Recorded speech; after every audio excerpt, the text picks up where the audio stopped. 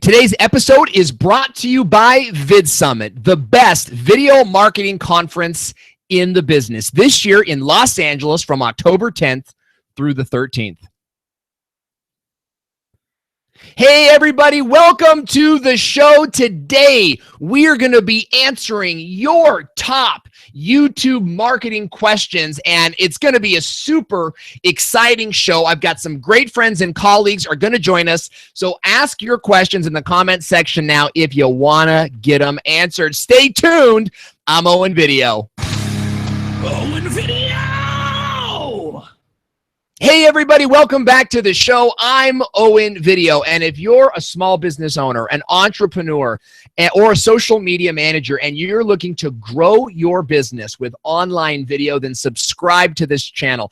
Not only are we live every Monday night, but we are posting video tutorials on video marketing all throughout the week, and we've got a live podcast that we do on Facebook Live on Wednesday. So I hope you guys will subscribe and stay in touch for that. We have got a great show lined up for you guys today. I don't know how we were able to get so many cool people on today's show. We've got some great people on the show today. But first, I want to welcome those great people that are out there watching the show live right now. So big shout out to Turnip Tiger Gamer, who was the first one in the stream. He says, Brian's going to be in the stream. Awesome. Yes, Brian's going to be in the stream. Tim Longwell of Longwell Art, Beanie Draws, Anna Rounseville. Hey, Anna, it's so good to see you. I see you a lot. Dr. Bob Gaming, welcome back. Adventures in Fabrication Video Involver. Rush Silers, who's crushing it with his new YouTube channel.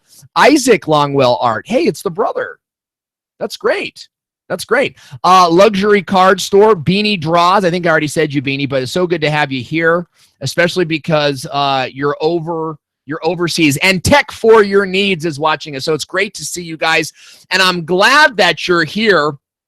And I want to encourage you to share this video on your Twitter right now, right? That is the biggest thank you that I could get.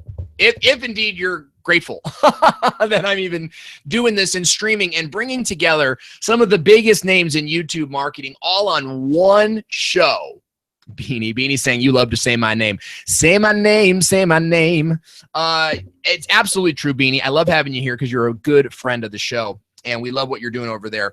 I'm so excited for today's show, and we're going to get into it all, guys. Lots and lots of stuff happening in the news today. So it's been a little tough. Tech for Your Needs. I think I said hello already. I'm glad you guys are here, but I just want to approach the tragedy in Las Vegas, and I want to let you know we are 4 hours from Vegas.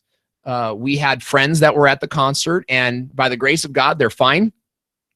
We have friends at the concert whose daughters were there, and she received just a chilling text. I shared it on my Facebook page today. We stop in Mesquite, Nevada every single year, which is where the shooter was from, on our way through Vegas as we make our way up to Utah. This incident today hit really close to home.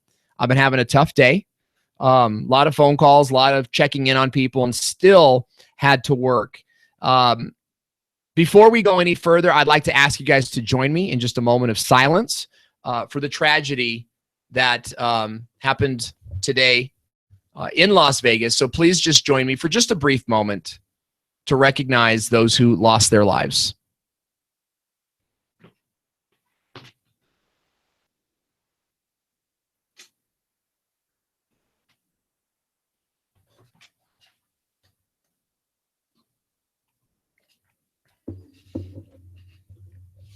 You know, I thank you guys for that. And I thank you guys for, putting up with me doing that. We've got one life to live. Let's make it count. Remember that even when the going gets tough and you hear news that devastates you, today it was Las Vegas, but 2 years ago it was cancer. I got Brian and Nick texting me right now. They're kind of trying to figure out what's going on. With all that stuff going on, there's always going to be something. I'm just telling them.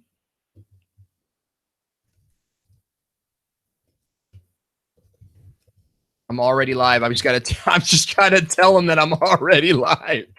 Well, it's gonna be a great show today. Even at times of tragedy are gonna happen, guys, and you got to keep moving.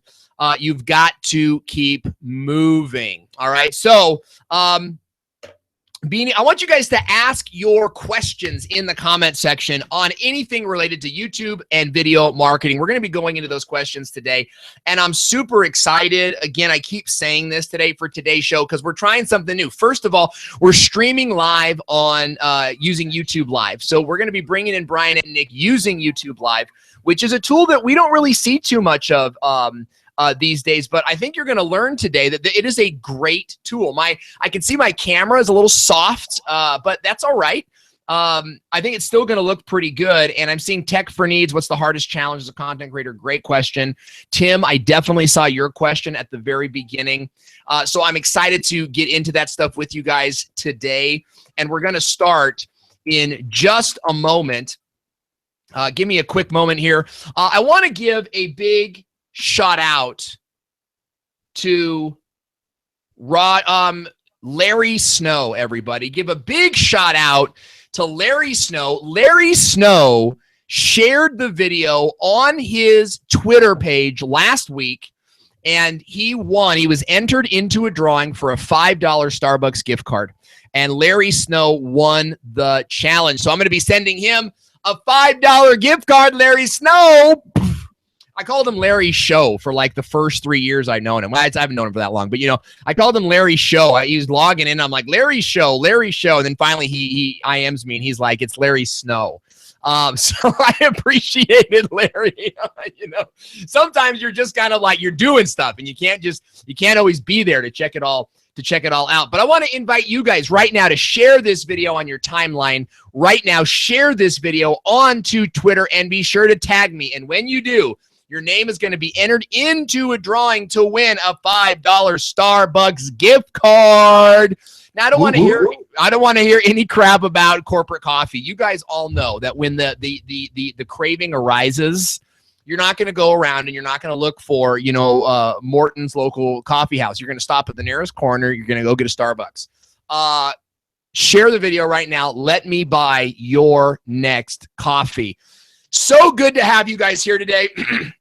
I want to bring on a very good friend of mine, a colleague, somebody who I have immense respect for. He's going to join me in here today, and we're going to be answering your questions. We're going to be talking a little bit about the biggest mistakes that YouTubers make.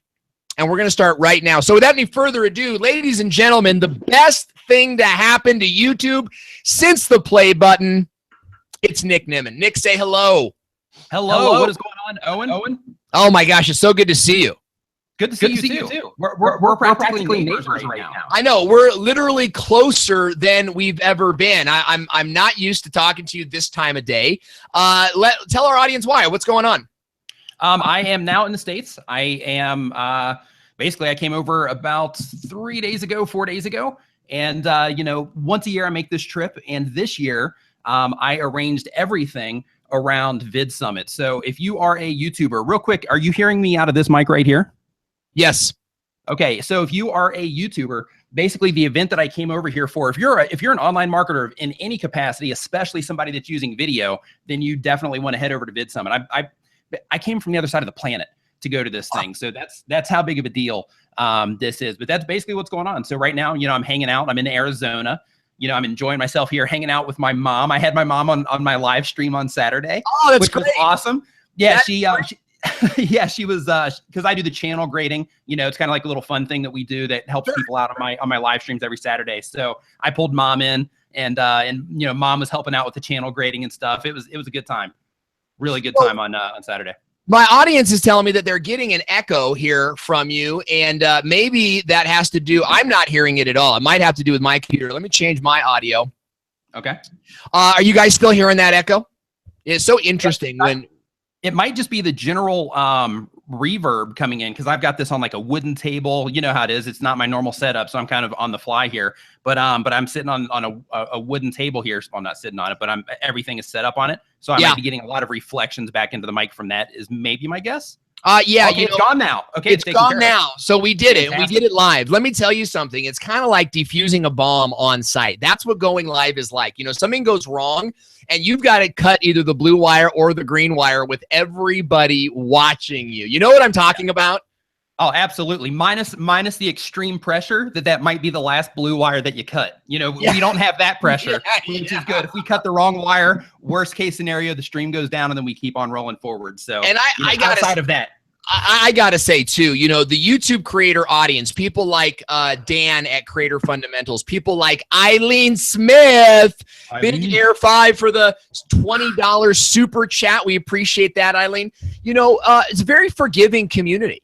Is it not? Yeah. You know, I think because we're all trying to do this together, and everybody sort of recognize every platform has sort of its kinks and its wrinkles, and you just got to work with it. So we really appreciate you guys sticking with us, not just on this channel, but on the other channels that we promote, because live video is a thing that I think is breaking through in a big mainstream way. And all of you folks, you know, learning about how it's done now, developing your strategies for the future. I think you guys are going to be in a place of terrific power and authority in the next year or two. So Nick, we're super glad to have you on the show, and I can't wait to be joined by the amazing Brian G. Johnson is coming in here. Brian G. Johnson is coming on the show. Yeah, and all three of us are going to be together answering questions and talking about how to grow a YouTube channel that actually makes money. Now, Nick, before we get started, there might be one or two people that watches my show that doesn't watch your show. Tell us a little bit about your journey through YouTube. Well, my journey through YouTube started out basically with the general intention of collecting email addresses. Right. Collecting email addresses, basically sharing what I learned over working, you know, years as a professional designer and as a freelancer, you know, for that side money. And, you know, I don't know if you've done freelance work or not, Owen. I know you do a lot of stuff, but one thing that you pick up if you do freelance work is you end up picking up a lot of additional skills. Right. So basically I figured, hey, I'm going to put a YouTube channel together and I'm going to share some of these skills that I've picked up over time with other people. And in the process, I'm going to build a mailing list and just kind of see how it goes. I didn't really have a plan, you know, I'll just say that up front, which is one of the mistakes that we'll get into here in about an hour. But you know, I didn't have a plan and I just kind of went for it. And, you know, I made a handful of videos on that channel and it started doing okay. You know, people were recognizing the channel. They were giving me compliments on the videos and things like that, which of course, you know, that positive feedback is kind of the fuel, right?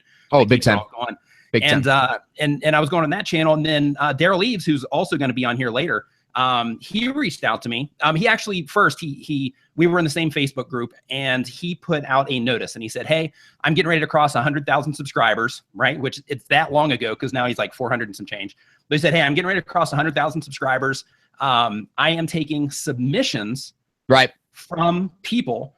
So that maybe I can highlight them in this video. Basically, I want you to make a video saying, you know, what my channel has done for you and, you know, things like that, what you want to do with your channel and that kind of stuff. So I made a video and then Derral reached out to me and he says, "Hey, I like your presentation style. You know, you have good equipment and all that stuff. Everything looks good. It sounds good. You know, the way you present and all of that. I think that you would do better on another type of channel." So I said, okay, yeah, I'm in. So, you know, because to me at the time, you know, I might've had 500 subscribers, right? Maybe 500 subscribers.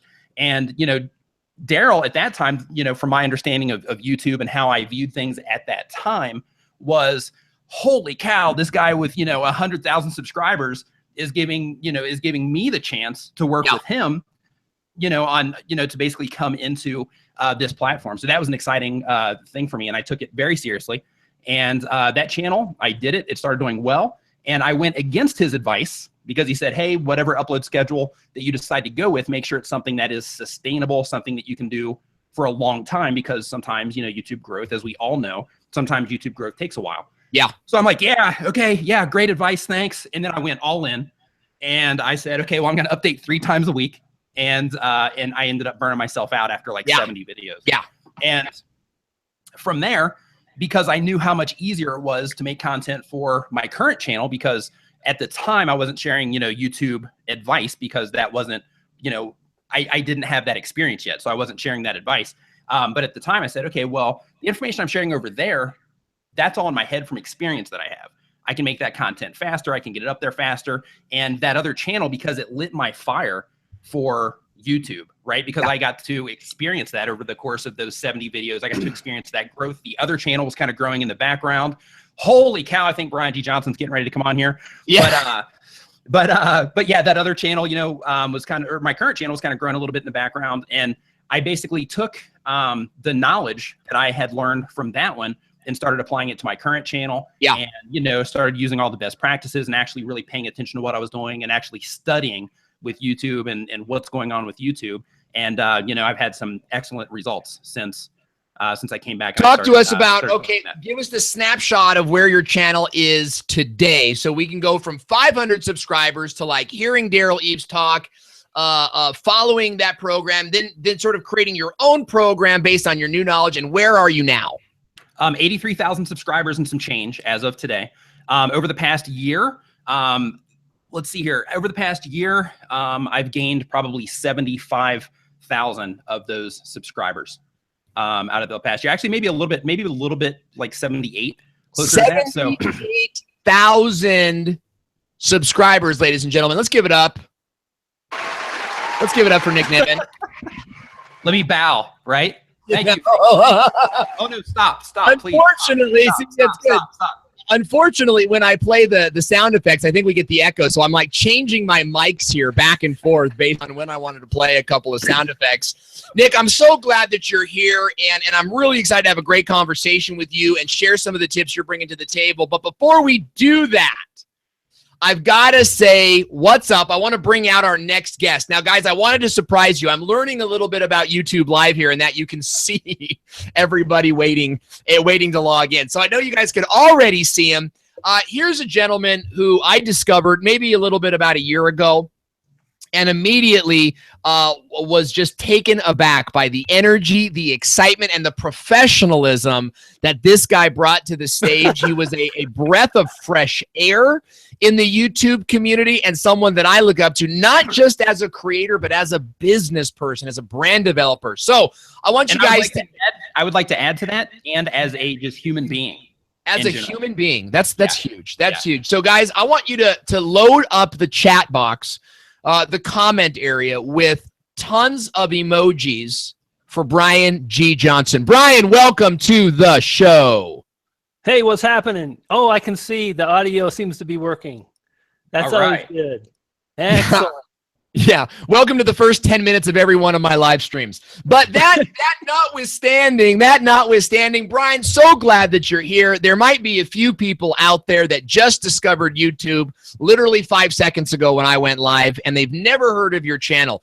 Give us the snapshot of what you do on YouTube.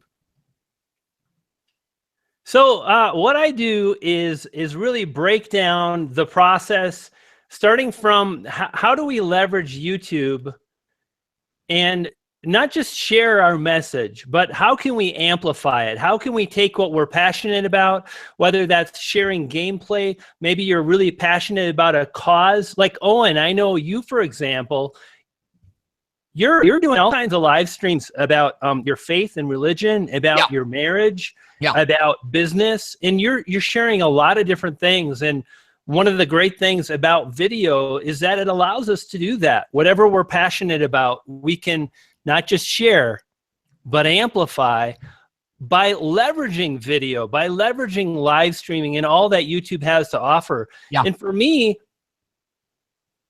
really is a science experiment. And the reason being was I had used video for many years, but I never really taken it seriously. I'd like made some videos, thrown them up on Facebook. People always seemed to enjoy them. And I kind of kept getting these little nudges, like you do video a lot, like you video. And I remember Colin Theriot mentioning, I love the way you come off on video. You've got a lot of energy and whatnot. And after it actually it was after I released this book, Trust Funnel, I thought, well, now what do I do with my life? Like Hurdle, and I did really well. I was a bestseller among multiple categories on Amazon.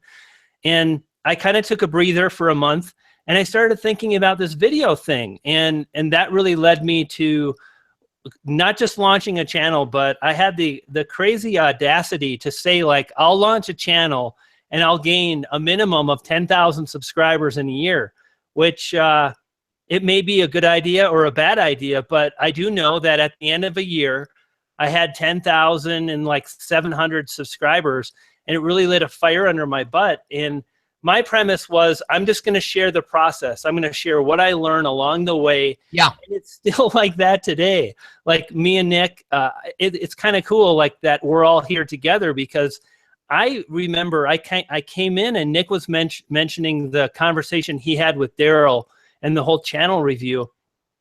And not too long ago, I said, Nick, I can't remember how we hooked up. And it was interesting in that Nick said, well, you actually sent me a message, and I'm guessing it was on Facebook, based on the interview I did with Derral. And you just said, I really dig, what you're doing with All Our Questions channel, which was exactly the truth. And that really kind of kicked off a friendship, a collaboration, a YouTube kind of the community. And me and Nick have come up together, and it's been just really fun to ask questions, to not have all the answers, and yet still move forward with, like, I'm going to really figure out this video thing and do it on a level that's pretty exciting. So that's kind of, what my channel is all about, is it's kind of this live science experiment. And tell us, it's kind of like my kid's gym bag, but that notwithstanding, tell us a little bit about where your channel's at today. Yeah, so I launched my channel on March 1st of 2016, and today, 16, 17 months later, I guess I'm over 21,000 subscribers. So got it. 21,000 subscribers, folks, just a little bit over a year. This type of success is within your reach. Would you guys agree? Absolutely. Anybody can do it. Whether you're talking about YouTube edutainment, as all three of us do, or whether you're talking about fly fishing, like our good friend Alex, there is a fortune of interest on YouTube. And today, we're hoping to share some of what we've learned along the way to help you guys get started on the right track and keep moving on the right track. So I'm excited to bring that to you guys today. I want you to ask your questions in the comments section area. We've already got a few over there. I'm going to tag me, by the way, guys, if you're in the live chat, so I can see where the question is. You can always use Super Chat, right, if you want to get seen and get your question answered by me, Nick, or Brian.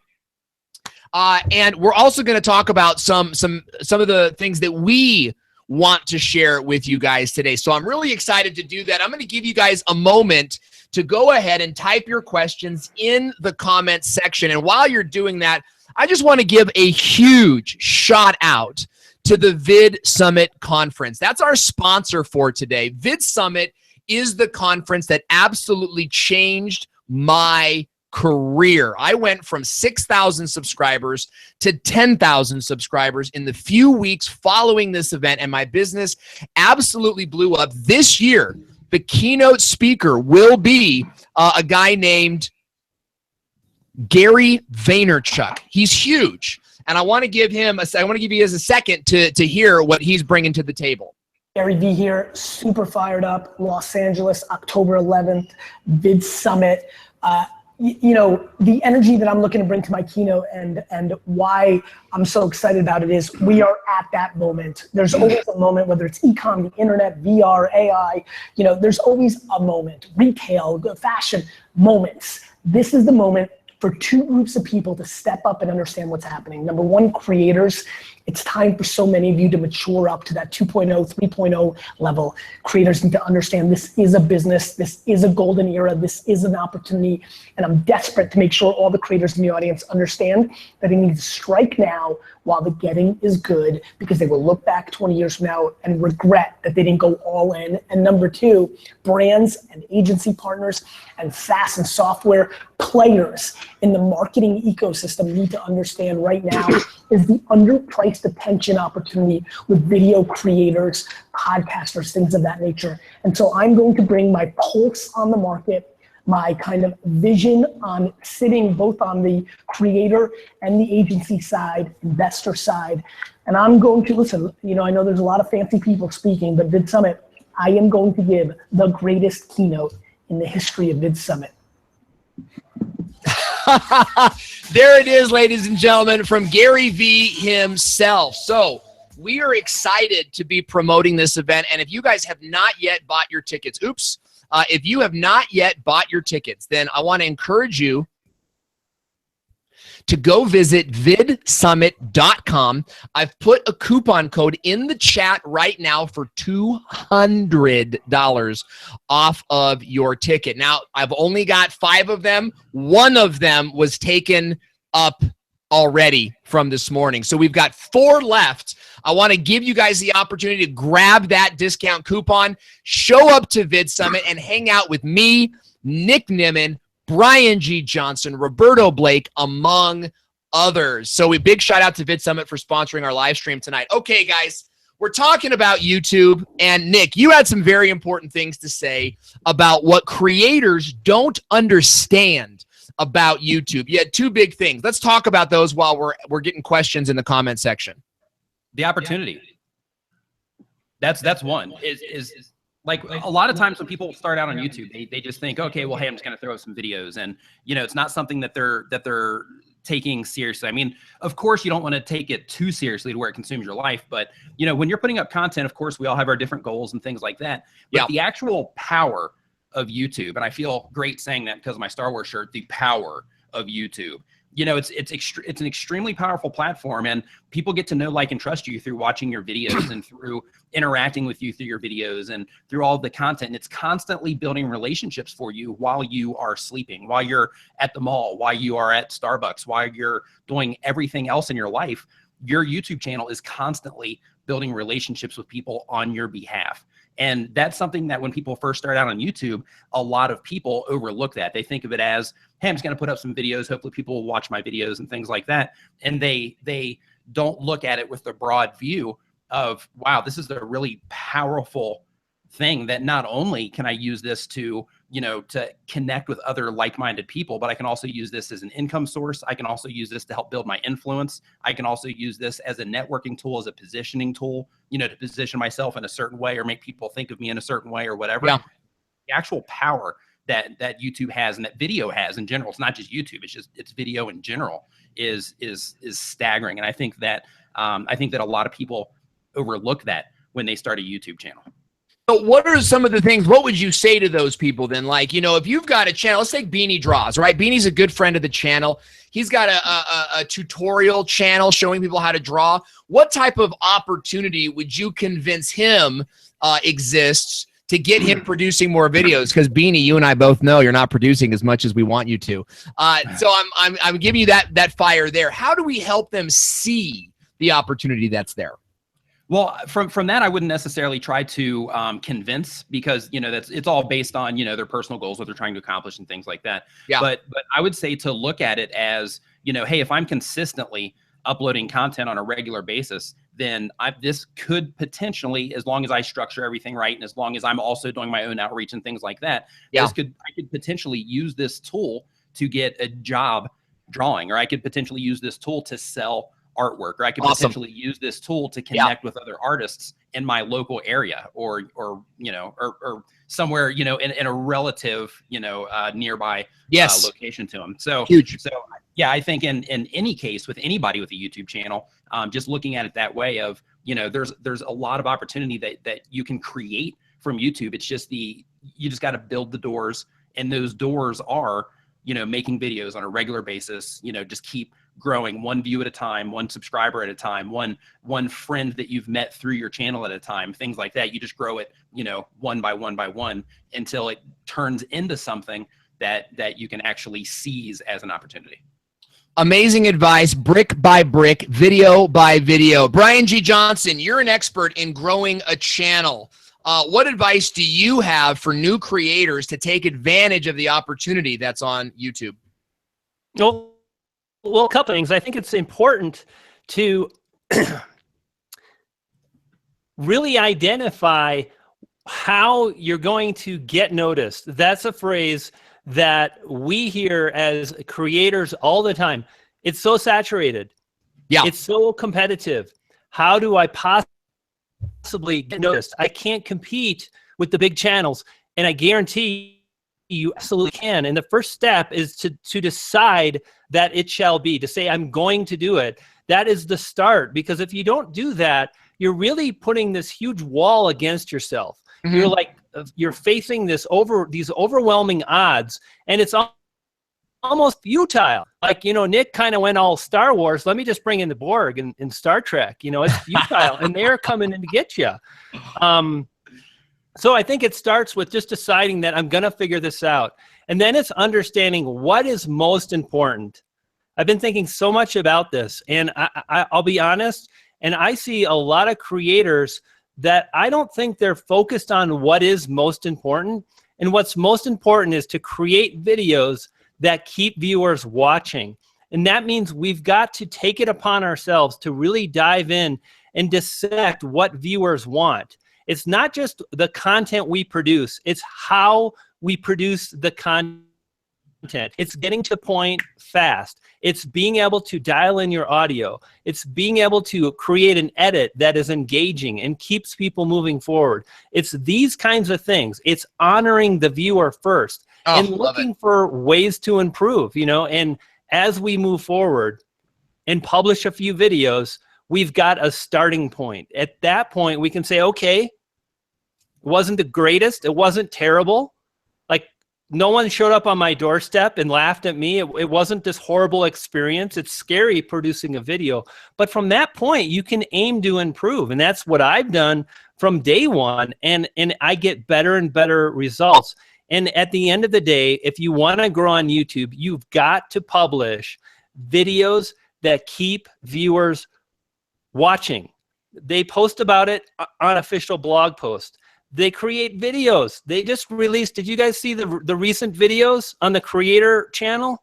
Yeah. Going to the blue thumbnails. The thumbnails are blue. They say make videos. There's this phrase from YouTube, quote, the goal of the algorithm is simple. We try to accomplish two things. Number one is to make it easy for viewers to find videos they like, and then to keep them watching those very videos. So it's our job ultimately to create videos that keep viewers watching. And when you do that, the SEO kicks in, the keyword all the tips. It's like 1,000 tips, all the same stuff. But if you can't publish that video that keeps viewers watching, it's very challenging. So that becomes the goal. And at that point, when you focus on that, like just a little bit better next time, amazing things can happen. I really love the approach of just a little bit better next time. And guys, if you are enjoying the stream today and you are having a good time, then share this video on Twitter right now and tag Owen Video. It's at Owen Video. And here's what's going to happen. Everyone who shares is going to get entered into a drawing to win a $5 Starbucks gift card. Big shout out to Larry Snow for being this week's winner. If you're just joining us, you're watching the Owen Video Show. We're live on YouTube every single Monday with a tip, a training, or a tutorial, and today is no exception. We're talking with Nick Nimmin and Brian G. Johnson about how to get started and really amplify your message on YouTube. Brian, you just talked a little bit about making a video watchable, and we've got some questions in the comment area. I want to get over to them, but I'm really interested in this. I'd like to know, Brian, your number one tip, and Nick, your number one tip for making a watchable video. Brian, you first. Cut it out. Cut it out. Like when you sit down to edit, if it doesn't serve the video, cut it. If you're in question, cut it. If you're publishing a tutorial about how to do something, the less stuff around the how to do, the better. And the more you cut, the more you're going to increase your retention and the more you're going to keep people watching. I want to follow up quick. What about my watch time? Oh, watch time. Yeah. Yeah. Okay, great. Watch time. But if you lose people, then the videos all over. And if they make it to the end, obviously, statistically speaking, they're going to be more likely to watch another one of your videos. And at that point, That was a really awkward mic drop. That was bad. I think we call that the white boy. Yeah, there was no. I mean, I'm just putting it out there. Drop the mic here, guys, and I dropped it on my desk. But anyway, I think that's it. I think, you know, really looking at your video as you're editing it, and you ask yourself, do I need this? And I'm going to be honest with you, Owen. It's kind of weird. Like I almost feel bad, and I want to ask Nick about this too. And then he's going to leave me when he comes back. Yeah. You know, like what just happened? When you gotta go, you gotta go. Like, I don't like that guy. I'm gone. Yeah, this is boring. So here's what I want to ask Nick when he comes back. Yeah. Go ahead, say something, because like I don't want to say it twice. My voice is alright. I recorded. There was a meeting. There, you know, we're busy, and Nick Nimmin he's killing me. Yeah. You know, it's like the girl from Ipanema starts playing in the background as the hold music. You know, it's like as we're waiting for Nick to come back. Nick, oh, I'm so glad you could join us today. Oh, and it's so perfect. It's so perfect. Again, like I have to remember what I was going to ask him. Yeah, I'm at my mom's. Okay, so the idea of silencing phones and stuff is like you know, like she doesn't get it as far as, hey, you got to make sure your phone's off and all that stuff for the live stream. So yeah, her phone was going off, so I had to go over there and grab her phone. Nobody heard out the window. It only interrupted your train of thought, young man. And now here we are. Yeah, 5 minutes off course, but whatever. Hey, whatever, Nick. It's good. We're glad you're here. You know? Get Mom Nimmin on the show. She knows how to run this crap. Where's Miss Nimmin? Let's get her out here. But anyway, here, Nick, this is what I wanted to bounce off you. And Nick, Owen had a good question. The question was like, you know, how do we create that engaging video? How do we create that watchable video? And the goal, again, is always more, to keep people watching more. And my answer was actually to do less, to cut stuff out. And when I sit down and I edit, and here's the part I wanted to share, and then it's all coming back to me now. I'm older than you guys are. You know what? Sometimes I feel bad. Not bad. It's just almost a bit awkward. And here's the part that is awkward, is that I'll be editing and I'll be feeling like this is the most important part. But you know what? My audience, they're not ready for it. I can talk about this, and I've done these videos before, and they leave. They don't. The view retention is bad. The amount of views in the first 24 hours is bad. So you know what? It's what but they're not ready for it. So I just cut it out. And it's like, I've got to serve the audience and their needs first. And very slowly, somehow I can add in a little nugget, and maybe they'll go watch the video, but I really have to honor where the viewer is at and their wants and needs. And if I don't do that, they're not going to watch. And then nobody wins. So Nick, how do you deal with this? Have you ever had that where you're feeling like this is good, but they don't give a crap? Absolutely. And like Brian and I have actually talked about this loosely before, talking about, you know, to add like real value to our audiences, sometimes we have to actually sneak in the good stuff, because, you know, you have your stats that say one thing, right? Your stats say, well, hey, they want to know this information here, but if you make an entire video about that, then nobody seems to care. So if you want to really help people out, you got to make sure that you sneak in the information that they need to hear, in addition to giving them exactly what it is that they want to hear. And that goes on to my side as far as the audience retention is concerned, you know, and how to increase your audience retention. It's really important that you understand, and most important, that you understand who it is that's watching your videos, and you make videos for those people. Because, you know, on my channel, on both of your guys' channels, from, you know, channel reviews that I've done, from clients that I've worked with and all of that, you know, sometimes a video of somebody just sitting there talking with no editing will get, you know, an 80% retention on a 9-minute video. Blows my mind. Other times, other time, you know, but it's because they're making content exactly for the people that are watching their videos. They're making the type of content that the people who are interested in their type of content want to see. Because, you know, some people watch my channel, and, you know, because I speak fast, they're out of there. Because I jump cut all the time, they're out of there. Because, you know, because the hip hop at the beginning, they're out of there. And then on the other side of that, some people, you know, they're like, oh, hey, this intro hip hop is fantastic. I'm subscribing right now, and I haven't even watched the video yet. You know what I mean? So it's knowing who it is that you're making the content for, and then building your video structure and your style and all of that stuff around that. So knowing who your target audience is, your target viewer, and making everything basically for them is going to be a huge contributor to your audience retention. That's great, guys. Really valuable information, and I can't wait to pull those out and make little miniature videos and go super viral. Hey, guys, if you're just joining us, we're talking with Brian G. Johnson and Nick Nimmin. We're answering your top questions, and I want to talk about, I've got some questions in the comment section here. This is a tough one. This one from Beanie Draws. Beanie is asking, Tim, I believe he means Tim Schmoyer. Tim Schmoyer mentioned new rules for external marketing links in the description box for YouTube. What is the deal with that? And do either of you know any more about that? Brian, let me hit you first. A surprise question. Do we know anything about YouTube's new rules for posting links in the description box? Well, I know that there were some changes made recently to the ability to basically link out in YouTube cards. And in order to link out to an external website, you've got to be partner verified. So I think where Tim is is the fact that we need to really manage the description and be able to link out in the description and just manage that whole thing. So I think that's probably something in that kind of a realm and whatnot.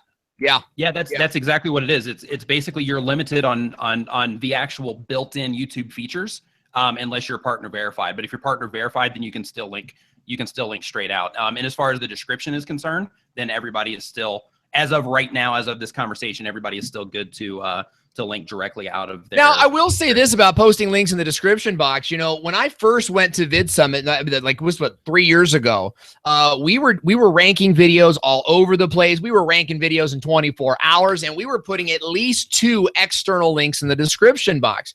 I had dinner with Derral, you know, maybe like 2-3 months ago, and he was saying how links in the description box, if they take you off of YouTube, it might actually hurt your ability to rank that video because they see you're trying to send people off. Brian G. Johnson, what's been your experience with external links in the description box? Are you for it? Are you against it? Are you neutral? I love the question. A really good question, because without a doubt, I think for me, this is how I interpret it, Owen. I think at a point, we have to understand, obviously, YouTube's motivation is to keep people on their site. If we're sending them away, we're going to take a penalty. Does that mean it hurts our ability to rank? I don't think so. That being said, I do think there is a point at which, depending on how many people you're sending away, you are going to diminish to a degree your channel authority in your session stats, right? Basically starting a session and where the session ends. And as soon as someone clicks off a link, you end the session, and that's going to hurt your me. Now, that being said, I think it's really important to take these metrics with a grain of salt, to take these ideas with a grain of salt and say, okay, I just drove 1,000 views to a new video in 24 hours. I had 75% audience retention on a 4-minute video. That's like you're an all-star YouTuber if you can do that. And then 20% of those people watched another one of my videos. Now, did people click links in the description? Sure. And is that going to hurt my ability to rank? Sure. But did I still have enough juice to accomplish what I wanted to do? And then just to be like, again, take things with a grain of salt. Now, the last thing I want to say is, when I did start my channel, I really focused on what matters most. If you want to make money, if you want to grow a channel, you've got to build an audience. I didn't link out anywhere, anyhow, no matter what, period. And people thought I was nuts. Like, how are you monetizing? What are you doing? Like, I'm like, but there's nothing to monetize. I just drove 15 views. Like, why am I going to spend my mental energy, the capacity that I have as a human being, as to set up AdSense, to get the ads rolling, to do all the stuff, to sign up for the affiliate program, to see if it works, to email the frickin' affiliate manager, and then to drive a view or a click and hope to get a conversion. So for literally 7 or 8 months, I focused on nothing more than satisfying the algorithm, and it worked. How much did it work? Who knows? was it smart? It seemed, I'm doing well now, and Yeah. I don't worry about sending clicks off because I feel I've got enough juice to make it happen. Yeah, and I want to jump in on that because I teach my clients, my clients are mostly small business people, couple brands. We've got a Fortune 100 company that we work with, we consult for, but they're looking to grow their business, right? And part of that is just getting focused on what their objective is, right? So we talk about platform, people, purpose. Say it again, Nick.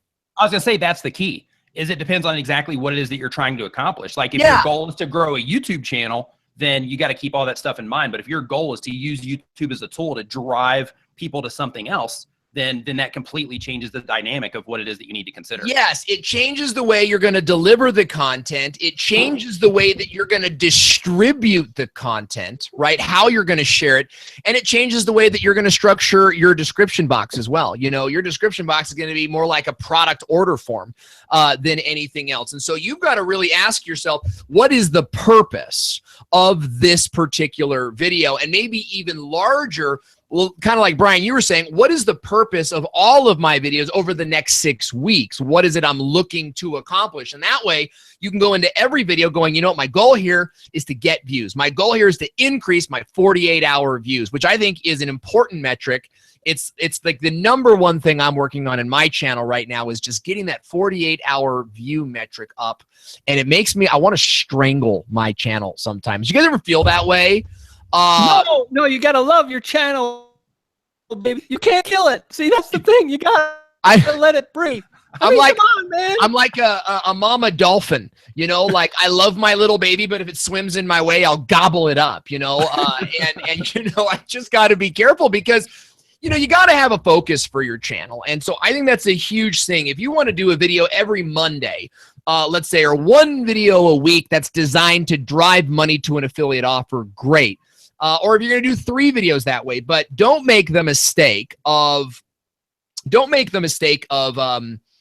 doing a thing where you make one video and you want it to get you 1,000 subs, get you 1,000 views, and sell your product for you. You've got to really back off of of your expectations there. Nick, would you agree? Absolutely agree. And that's part of, building out a full-blown content strategy too, of saying, okay, I'm going to make this type of content to please the subscribers. Basically, I'm going to make this type of content because it's most likely that I'm going to get more views from this type of content. I'm going to make this, or, for the sake of getting views. And then I'm going to make this type of content for the sake of, reviews, things like that, depending on the type of channel that you have, for the sake of driving, affiliate links. And then I'm going to make, this type of video for the sake of, whatever other purpose that you have with your channel. So basically you break it down and say, okay, well, each video, this is what I need each video to do, per category that you're trying to make happen. We're getting some great comments in the comment section area. Beanie Draws has always got something funny to say. Doing it with Jason, making some great comments. We've got a question for you, Nick. Nick, what year did you start on YouTube? I created my account in 2014, I believe. And give me 1 second, and I'll tell you when I uploaded my first video. It was in a September, and I want to say that it was September 2014 or 2015. Give me 1 second. It was a cold night, and the moon was full. Yeah. September I morn. think it was 2015, Nick. Yeah, the account was created in September 2014, and the first video, as I scroll down the page here, and I'm just going to keep blabbering for the sake of just not letting it dry out while I'm scrolling down. Welcome to live stream. While I'm scrolling down the page here. Yeah, because the loading is just kind of like, Of course, when you're streaming, it's like typing while you're live. Like I can't type a word to save my life when I'm live. So September 2014 is actually September 27, 2014 was when I uploaded my first video. And for reference, that first video, for everybody out there that's just starting out, for everybody that is, trying to get a foothold, even after all of this time, even after over 3 million video views, that first video still only has 4,460 views on it.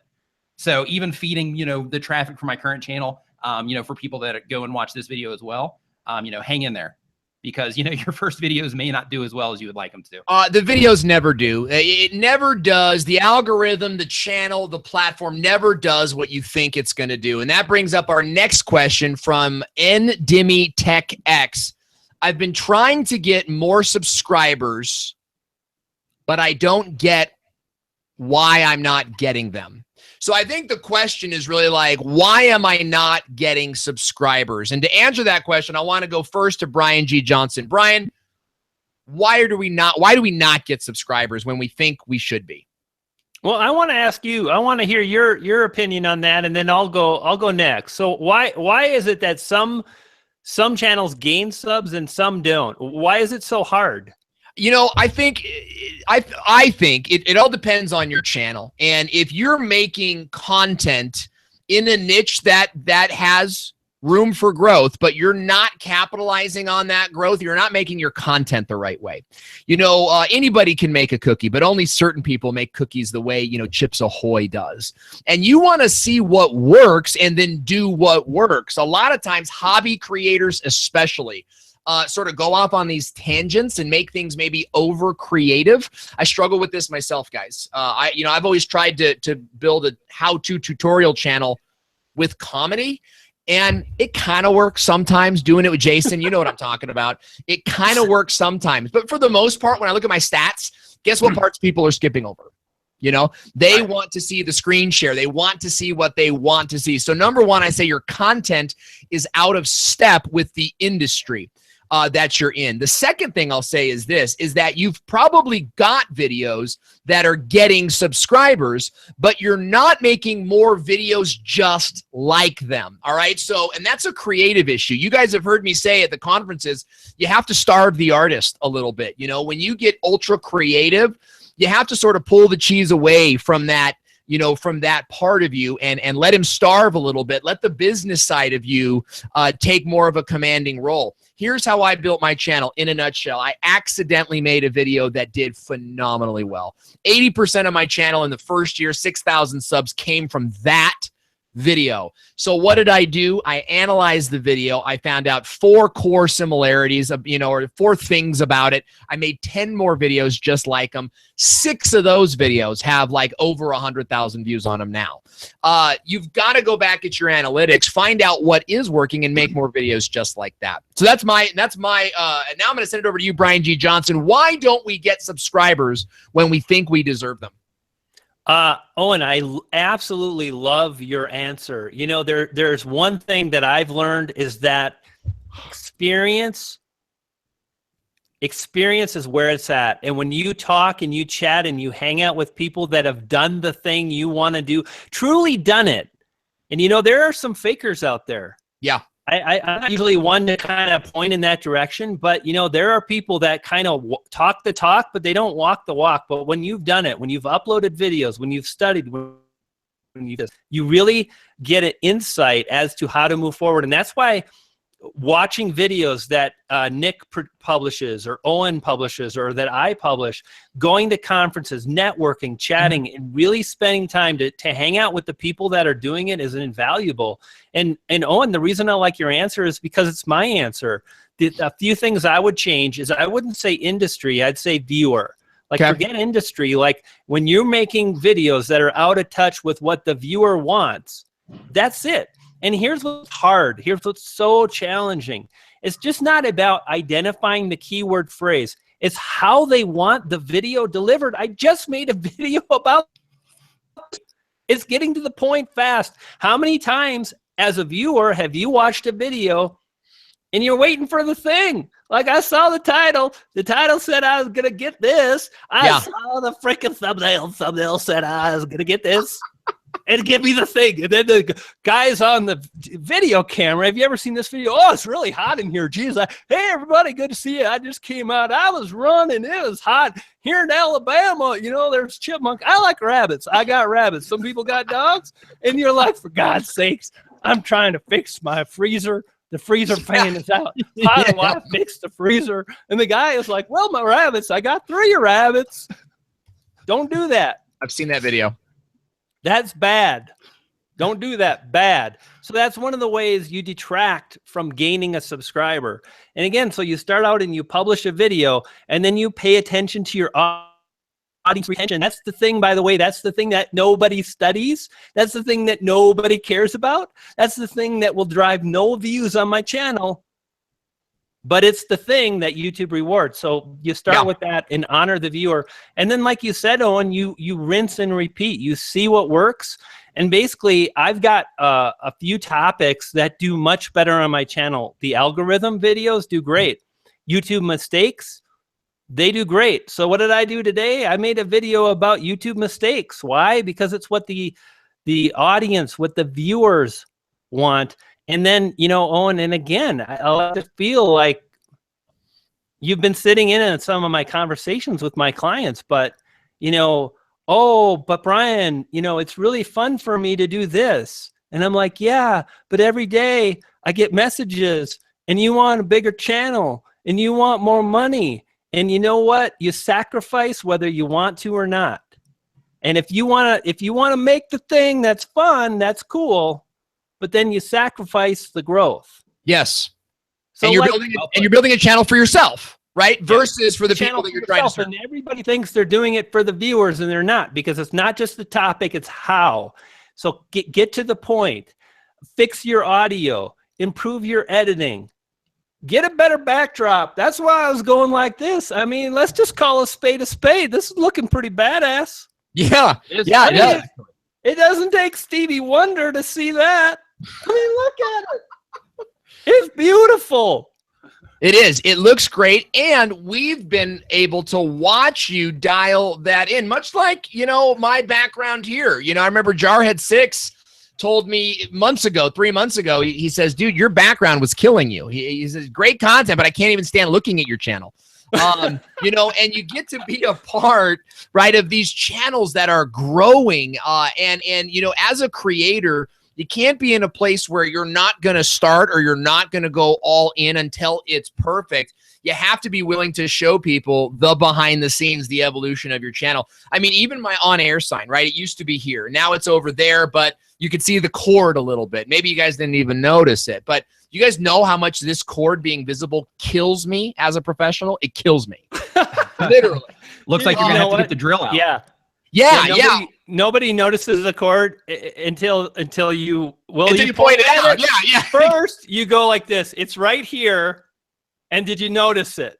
Yeah. And then I'm like, oh God, it's hideous. I don't even know why I'm here right now. We just lost 18 viewers. Yeah, this exactly. Is embarrassing. I'm gonna have my agent.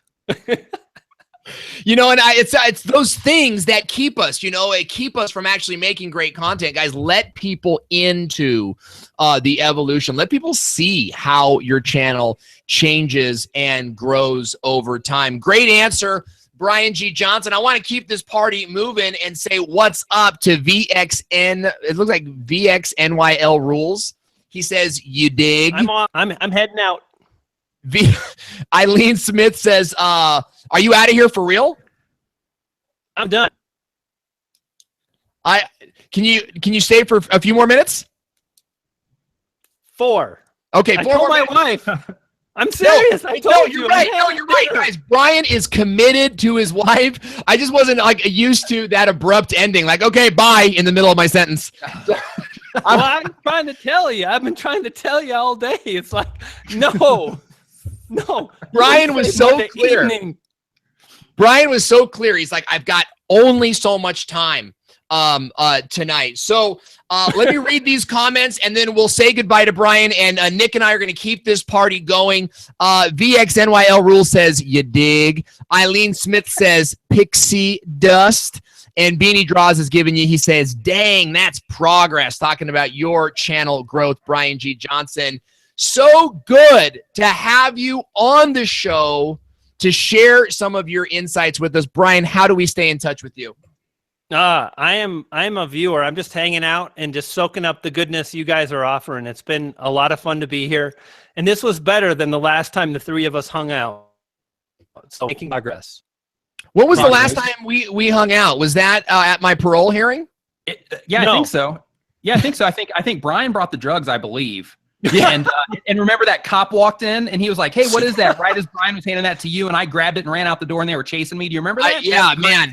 I only remember about half of it actually. So pixie dust. I'm out. Just Brian, like great to Elvis. have you, man. Thanks for Bam. coming. Thanks for hanging out with us today. It's great to see Brian on the show. We just love all that he's doing. So we've got another great question. We just got, let me see, who is that in the chat box? Mark State asking a great question. He's saying, shooting, editing, SEO, design, layout, why does it feel like a full-time job? How do you grow your channel when you already have a 70-hour work week to begin with? Great question. I've got so much to say on that, but I first want to kick it over to Nick Nimmin. Nick, your thoughts? For me personally, I definitely understand that if you have a 70-hour work week plus your life with that, I mean, you just have to balance it out. You have to say, you know what, can I actually fit this into my life, right, or not? If you can't, then, you know, there's nothing wrong with not being able to. You know what I mean? If it's a stressor, then there's nothing wrong with, you know, just saying, you know what, I'm actually just going to take, you know, the next couple months, I'm not, or just saying, hey, I'm not going to do this anymore. Right. But if you're trying to make an actual transition, if you're trying to say, okay, right now I'm working a 70-hour work week for company ABC, but what I want to do is I want to now start to create the transition to where by this time next year, I can be doing something for myself, or I can be making an additional income off of what it is that I'm doing off of YouTube or something like that. Then in that case, you have to put in the sacrifice. I mean, you know, like what's the saying? Like nothing worth having comes easy. Yeah. Right? Which I don't know if I agree with that, but you know, but I'm just going to go ahead and say the saying though. But you know, like if you're already working 70 hours a week, but you want to create a YouTube channel for the sake of some type of end goal, then you know, you got to put in the work. You know, that the same thing happened with me when I was mentioning earlier what I went through with the other YouTube channel. You know, one of the reasons that I walked away from that one and came back to the one that I'm doing now is because it was literally taking over my life. I had design contracts and I was losing contracts because I was so obsessed with YouTube. And I was okay with that, but I basically, I just had to sit down and analyze what it was that I was doing and make sure that, you know, the steps that I was going to be taking over the next, you know, few months, over the next year, or whatever, would make sense in order for me to be able to make those sacrifices to walk away from those contracts. So, you know, you just have to personally look at it and say, does it fit into my life? Yes or no. If it does, and even if you have to squeeze it in, if it's going to get you to your long-term goal, then maybe you got to, you know, maybe a couple of days a week, you got to stay up later so that you can get those videos finished. Yeah. You know, I can't agree with you anymore. It's really a decision you have to make. You know, me in the very beginning for my channel, you know, I had a business, guys. You should know that. I had a business. I was already successful, meaning I wasn't starving, but I also wasn't the breadwinner in my family. My wife had a full-time job making $80,000 a year in full medical, and I'm working out of the extra bedroom trying to build a web design company. I've been uploading to YouTube forever, channel here, channel there, and then that first video popped, and I started getting leads from YouTube. So when I started getting leads from YouTube, I mean, these leads were big, high-ticket deals, couple $1,000, and they were not even asking me to pitch them. They weren't like, Owen, tell me about your products. They were like, Owen, what do I have to pay to work with you? Because in their minds, I was a YouTube star. Like they see my video, it's got 80,000 views and they're like, oh my God, this guy's a star. It's like, dude, none of my other videos even have 15 views on them. But that video took off. And so what I was doing is I would make 10 videos a year is basically what I did. And I copied those videos. I made more and I made more sales. And that's when I got to a place where I'm like, what am I going to do here? Okay. Am I going to build a channel or am I going to just kind of like flagrantly or nonchalantly toss up videos? Am I going to play the game? And you know what changed it all for me was VidSummit. I went to VidSummit and I met Derral Eves and I met Gideon Shalwick, who's, you know, he's in New Zealand, so we don't see him every year, but, I got to sit down with Derral and Jeremy Vest, guys. Jeremy Vest, you know, a lot of you guys who know me, you know he's like a brother to me. He's a behind-the-scenes guy, and he knows so much about the game. Mark Robertson was there, who founded Tubular Insights and is now sort of a freelance channel builder. You know, all of these big names were there, sitting in this conference with like 200 people there. I mean, that's a small conference. And we're all sharing these ideas. And the big thing was consistently uploading. So, Mark, to go to answer your question, how do you do it when you already have a job? I already had a job. I was already working, you know, in my freelance business. And I had to make the decision that I am going to budget 4 hours, 5 hours a week for YouTube with the goal of scaling my lead flow. And you know what? It friggin' worked. Not every time. You know, I would do 10 video bursts. Back in those days, you know, I had like fewer kids. I have 4 kids now. I had 2 at this time. So it was a lot easier to make videos, and I had much more room in my house, you know what I mean? Right now, guys, you know, like I shoot video in my oldest son's, you know, we share this room, and I mentor him a little bit in video and stuff like that. And I made the time. And so you have to make the time. You've got to create workflows, right? You've got to create workflows. Batching is huge too. Batching is a big part of that. Yeah, like you write 10 videos in a day. I'll just give you guys an insight into my workflow. And this is what I teach my clients that enroll in BizTube Academy, the private training.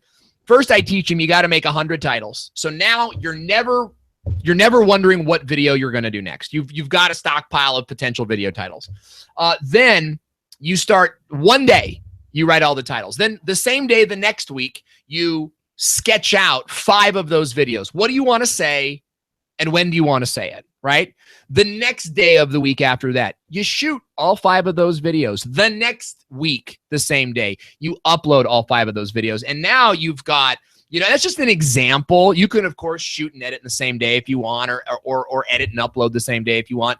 But I'm on this habit now where it's like on Thursdays, I write the videos. On Thursdays, I shoot the videos. And there's never a question, right, of what to do next. Nick, do you have any kind of workflow or system like that?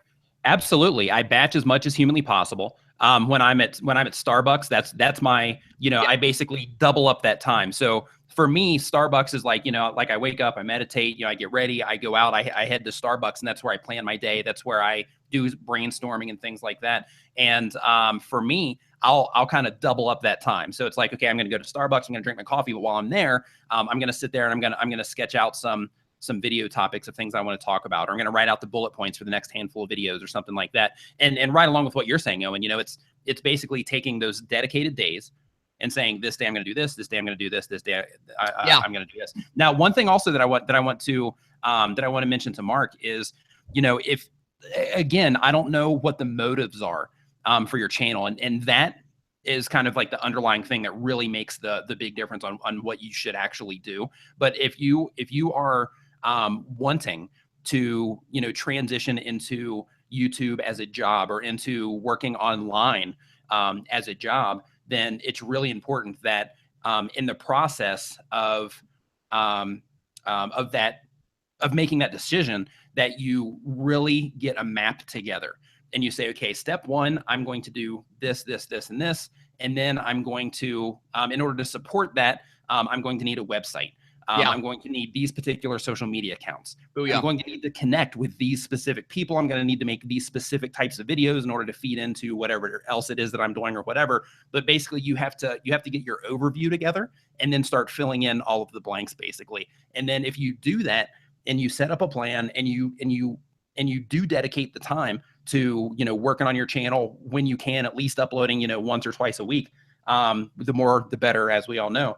But, you know, if you can actually dedicate that time and work through that plan over the course of 6 months, over the course of a year, and all of the learning that's going to take place during that process, while you're putting that sacrifice, while you're staying up late, you know, a few nights a week, or working on it, you know, like you can be on your lunch break. You know, if you have a 70-hour job, surely you get a lunch break every single day. So you can, for your lunch break, you can be on your phone. Okay. Okay. So these are the videos that I'm going to work on. Brilliant. So basically you utilize the time that you do have, you know, you just find all of those little pockets throughout your day to try to work on achieving that end goal. Now he said in the chat here, he said that his end goal is to gain contacts as a market influencer. I have a couple of contracts already that pay very well, just looking to grow those influencer contracts. Yeah. In that case, then that's exactly what you need to do. You need to sit down, and you need to draw out essentially a map, a business plan, a game plan for what it is that you're going to do on your channel, and be specific. How exactly am I going to grow those influencer contracts? How exactly am I going to make that happen? It doesn't come from just making videos. You have to actually get your plan together and say, okay, this is exactly how I'm going to make that transaction happen. Yeah. And then you create videos around that instead of saying, I'm going to create videos around, or I'm just going to create videos and then try to pull them into the transaction. Start with the transaction and then figure out how you make videos to serve that transaction. Oh, that's incredible. That's incredible. Guys, this presentation today is brought to you by VidSummit 2017, the most intense video marketing conference that you've ever seen. Join us in Los Angeles, October 10th through 13th. And there is a coupon code in the chat right now. You can get $200 off of your ticket. We've only got 4 of them left, assuming nobody has bought a ticket during the time of this presentation. There is only 4 left. So big air 5 to Dan Courier at Creator Fundamentals, who joined with that coupon code. We are so glad that you're going to be there with us today. And we're answering some questions with Nick Nimmin. Brian G. Johnson was here, and we have a guest who is going to be joining us very, very shortly here. So I'm excited to get to that. We're going to continue answering some of your questions. Mark Straight is asked, or Mark States, if I'm pronouncing that right. That's some great questions here. So we're just going to kind of go down the chat. Guys, ask your questions. We're going to kind of bullet these and just go through them. We're going to try to get to everyboug's question. And real quick, if you don't mind, Owen, I want to jump in here real quick. And Mark mentioned that that he doesn't have lunch because he is he's a truck driver. So in his specific case, then in that case, utilizing technology and saying, okay, well, I'm a truck driver, so I have a lot of time that I'm just, you know, like I'm just sitting there and I'm driving. In that case, you know, you have your phone. You can say, okay, you know, I'm going to put my phone on voice type. And I'm going to just sit here and I'm just going to set it on my dashboard or, you know, wherever it is that you can put it near you. And I'm going to work out those ideas while I'm driving and basically get really familiar with how to use your speech to text, you know, stuff on your phone so that you can do that all while you're driving. And if you do that, then all of your planning, all of your video ideas, all of your scripts and everything, all of that can be created while you're driving, which is going to massively cut down on the amount of work that you have to do when you're not driving.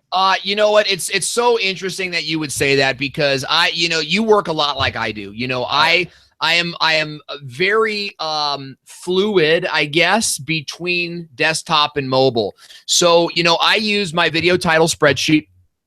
And I use Google Docs for just about everything. And the reason I use Google Docs is so that I can work on something at home and then go work on it at the doctor's office, right? For example, you guys know I had cancer 2 years ago, so I'm like in and out of different therapeutic appointments and whatnot, just maintaining my health. There's a lot of time in waiting rooms. For those of you guys that are taking public transit and you're on the train for 45 minutes in the morning, or even, and you know, I really shouldn't promote this, you know what I mean? But even if you're driving in traffic, you know, I'll drive down to San Diego for the day, but I'll have, you know, Google Docs open so I can easily hit voice record and, you know, on the next video, say this. Then talk about this. And I'll literally do it while I'm driving. Now, I know you're not supposed to promote that because texting and driving and all those kinds of things. We're not trying to cause accidents here. Let's just go ahead and say that. Put a little disclaimer. We are not trying to cause accidents in any way, shape, or form. Watch the road, folks. Watch the road. Yes, watch the road. Here's something that I've done, and it's helped me. Take that as you will. Ladies and gentlemen, I want to, if you're just now tuning in, we're answering your questions. And we've been, you know, thrilled to have you guys here today. I want to introduce someone who really needs no introduction. This is someone who's been a personal mentor for me. This is somebody who, when I got sick, offered to fly here and pray with me. This is somebody who has taught me more about YouTube than my dad taught me about throwing a punch. He's a great guy. He's a family man first. He is the leader in the YouTube info and educational market. I want to introduce you guys to the one, the only, Derral Eves. Derral, thank you for joining us today. It's great to have you here.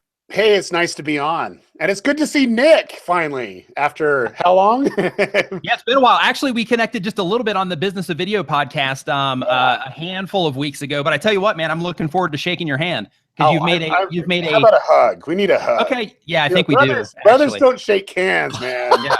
Brother's hug. You never been cow tipping before? Prepare to live. Derral, it's great to have you, and thanks for taking time out, to come and join us here today. We're answering questions from the audience, and the show today is brought to you by VidSummit Conference. Our next question, Derral, comes from Mark State, and he's asking, where should we live stream, on Facebook or on YouTube? What's the difference? Your thoughts, Derral Eves. Yes. Great answer. No, listen, Great answer. Here's the thing. Live streaming is really important. And two, I think a lot of people like to pigeonhole where their live stream is actually going.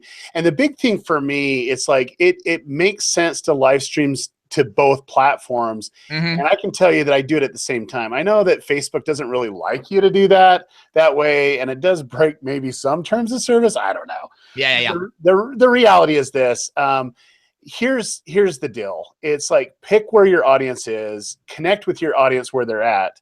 And if that's YouTube, go on YouTube. If it's on Facebook, go on Facebook. But for me, I like to do both. And the reason why is because the engagement that you actually get on Facebook, but more dependability and also being found after the fact on YouTube.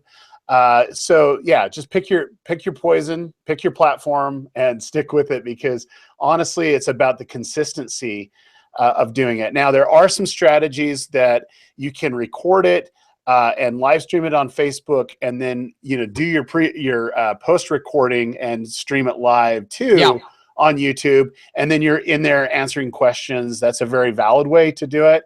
But for me, I'd like to kind of go simulcast at the same time. Yeah, and in addition to that, the thing that you got to think about is meeting your audience where they're at as well. Because if you're trying to get your influence going and all that stuff, and let people know about what it is that you're doing, then putting yourself in front of them wherever they happen to be is definitely something that you want to try to do.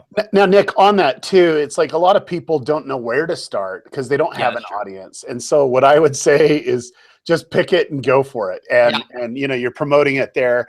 I just found personally it's easier to actually do live streaming on Facebook, and it's easier to get an audience faster. But for the long-term sustainability of it, I think that you're going to actually have more credibility on YouTube at this moment, just because of the way the platform is and the searchability that you're able to have there as well. Yeah, you bring up great points, Derral. A lot of you guys know I stream live on Monday to Facebook and to YouTube, although today, because today was a technically challenging show, we're only streaming on YouTube. And we stream on Facebook Live every Wednesday. The audiences are very different. It's easier, as Derral was saying, to sort of like develop an audience or a presence on Facebook of people that will watch 5 minutes of your video at a time, maybe 10 minutes at a time. They log in, they watch it, they log off. It functions a lot like radio. 48 hours to a week later, though, that video is not discoverable anymore. I mean, it's not, unless it goes viral, which is not going to be the case for most of us. Your video kind of loses its life. But on YouTube, the video continues to live on because of its searchability. Derral, what do you have to say about the difference between the audiences on Facebook versus the audience on YouTube? Yeah, so it's all demographics, and that's what you need to look at. And what I like to look at is, who's my intended viewer? Who do I want my intended viewer to be? Now, if you're saying, you know what, I want a millennial mom or even a Gen X mom, then Facebook would be where it's at, man. I would do 100% on Facebook. I don't know if I would waste much time on YouTube. But if it's more, hey, I want to go after the younger audience, definitely YouTube. And then also, if I want to go after the older audience, definitely YouTube, believe it or not. And there's a lot of things that you need to look at. But for me, I like to look at the demographics, who I'm trying to reach, go to the platform that they're on, and then connect with them on that live stream. But two, you might figure out, I know a lot of people say, hey, I want this audience, but it attracts a completely separate audience. And so I would definitely go back and really poll who's actually watching your live streams. On Facebook Insights, it's very valuable. On YouTube, but you have analytics. You can really see who's consuming your content. And I was on with a client last week, and they're like, this is our target audience. I says, that's great. I go, who's your target viewer? This is our target viewer. And I says, well, let me tell you who your viewers are, and then you might want to change who your target audience and your target viewer is. Yeah. And they're like, well, no. And they thought it was 45 plus. And I proved to them that it was an 18-year-old to 34-year-old millennial male. Yeah. And I'm like, it was like 82% of the viewers is that. I'm like, okay, this should tell you where you should focus your energy and time, because that's who's consuming your content. You had over 100,000 people that were connecting at that time. And so that's where you need to focus your energy in your content creation, because they are finding this interesting. You know, that's some killer advice that especially you guys with small businesses should be paying attention to. Who your audience is versus who you think your audience is. The hard data can really enlighten you and help you to direct your channel more where you're going. And Brian G. Johnson was referring to that earlier. Larry Snow is logging in. And Larry Snow, just so you guys know, is the winner of last week's share contest. You guys share this video on your Twitter page right now, and you will be entered into a drawing to win a $5 Starbucks gift card. Wait. We gotta stop here. You can't even buy a Starbucks for $5, dude. I was thinking that initially. I was thinking. I don't even. I'm a Mormon. I don't drink coffee. But I know there's nothing in that store less than $5, man. You guys, you know, it's I'm thinking like, what are you? Unless you're gonna walk around with ice cream in a cup at 8 o'clock in the morning, you're gonna spend $5. I'll make $5 last a month at Starbucks. I guess you could have like a cup of ice. You know, between my gold points, here's what I do, guys. Get the double espresso. A double espresso is $2.45. $5 gift card covers 2 of those. And what did you have to do? You had to click the tweet button right down there underneath this video. So I invite you guys to share this video on your timeline right now, and your name will get entered into a drawing. Big congrats to Larry Snow, who I see is watching us now. Larry, we'll reach out to you on Facebook to get that over to you. Larry is asking, he's saying, Wait. Should we sweeten the pot a little bit? I mean, we didn't even talk about this before, but do you want to sweeten the pot yeah, a little bit? That's what I'm here for, baby. Okay, man. I mean, we got to do it. So here is a link. I'm going to give it to you, Owen, and then you can kind of push it from there. It's just a Google URL shortener if you want to put it in there as well. The entries for this is you can win a drone. You could win a lunch with Gary Vaynerchuk. Wow. You could enter, like the camera that I'm using right now is one of the most remarkable cameras on the market. It's the PTZ Optics. We're shooting all the VidSummit in this thing. And you can win an iPad with Switcher Studio. So this right here, man, I'm telling you, this will definitely do it. I didn't mean to hijack your giveaway stuff, but no, yours is way better than mine. And if you win the I'll tell you what, if you win the $5 gift certificate to Starbucks, I'll match it with a $100 gift certificate to Starbucks, because you need to have from there. So I mean, I'm good with that. Oh, and you just need to tell me where I need to send that card to. That's awesome. That is incredible. So guys, check this out. Check out what we've got here. Go to the link. I'm putting it in the comment section right now. Go to that link and enter the contest to win all of this cool stuff. It really is a huge giveaway. And share this video on your on Twitter or on Facebook too, but you have to tag me, and you're going to win $105. That will buy you 2 Frappuccinos. 2 Frappuccinos and a cup of ice. Maybe a snack. Maybe just a small little snack. But not a good one, you know. But that's kind of the part of the journey here, folks. And we're glad to have you here. We're glad you're having fun with us. We've got some great questions coming in. I want to go to Tim Longwell's question. Because he asked it in the beginning, and then it kind of got buried in the shuffle here. Derral, he's asking for a blog post. What is the best way to do a blog post of your video? Thumbnail, a custom short video, or something else entirely? I'm lazy.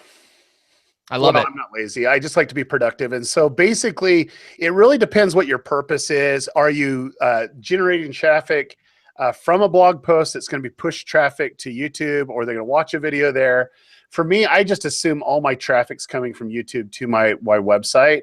And so I have an auto post that anytime I upload a video to YouTube, it automatically creates a blog post. Yeah. and it uses the description and the title and so on and so forth. And then if I want to further give it more in depth, I have a writer that kind of takes the content and then not on every video, but puts a formal blog post together. We might do it beforehand. It really depends on the scenario. But I think the thing for me is, and this is just my own gut, I could be completely off. I doubt it, but I just think websites are going to go away.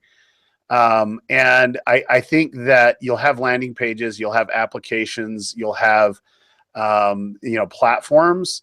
And so I would build up social profiles as much as I can. Cause if you do it right, on YouTube will promote your stuff for free. And, to your audience, and if you can get suggestion, and it can really go from there. And then you can just kind of use it as your website as a secondary for people that are still consuming content that way. Now, we're quite a few years away from that, so don't completely abandon blogs or anything like that. But I think you're heading in the right direction. It would be less is more, because if they could watch a video for 5 minutes versus read an article for 10 minutes, what would they rather do? Some might want to skim through it.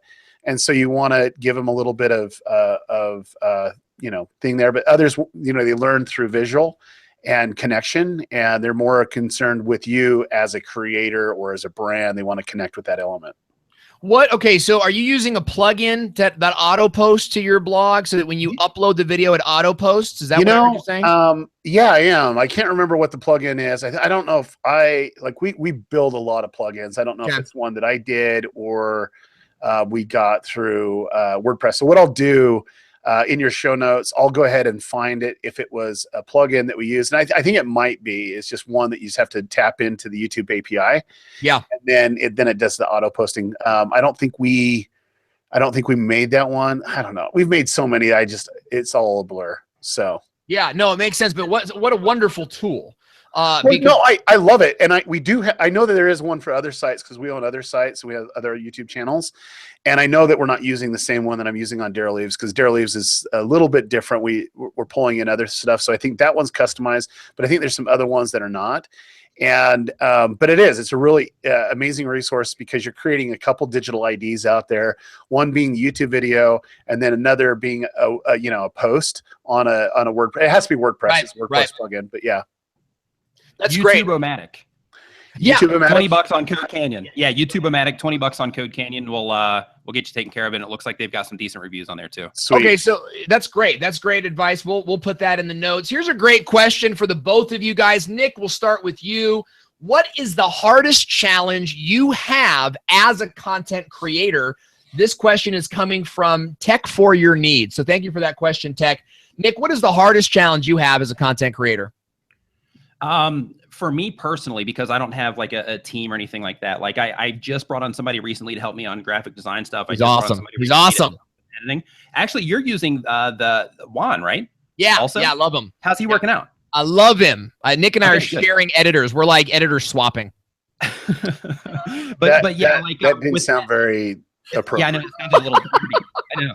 I mean, maybe my mind's in the gutter, but I don't know if that's quite appropriate for this late of hour. I doubt you. Being in Utah, South Utah, I don't think your mind's in the gutter. No, it's good. It's a great point, But Nick, please, what were you saying?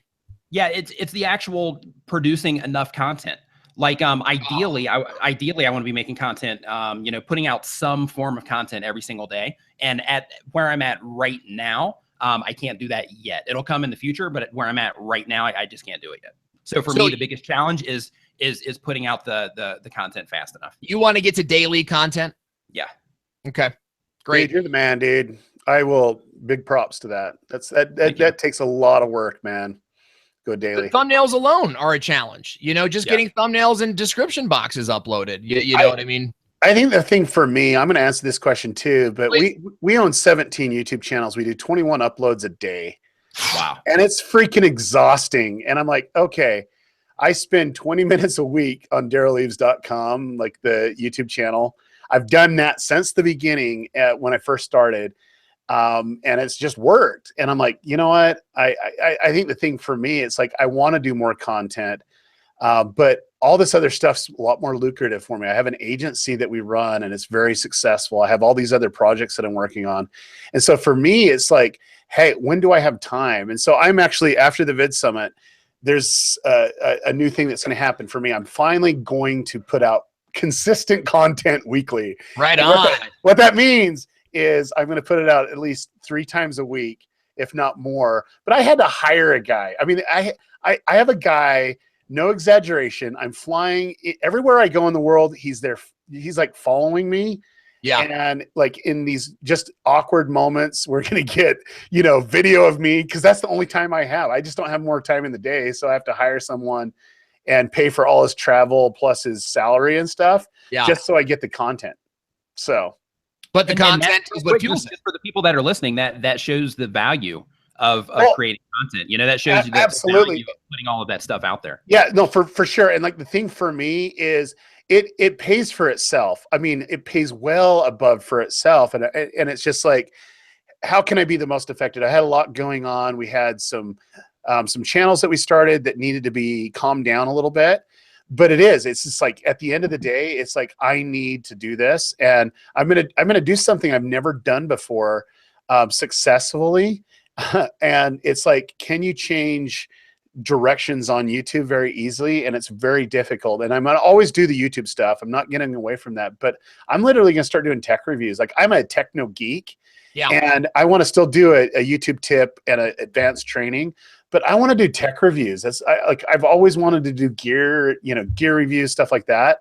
And my audience is not primed for that. My audience is more, how do I do this? Okay, who's that fat guy on YouTube? What's his name again?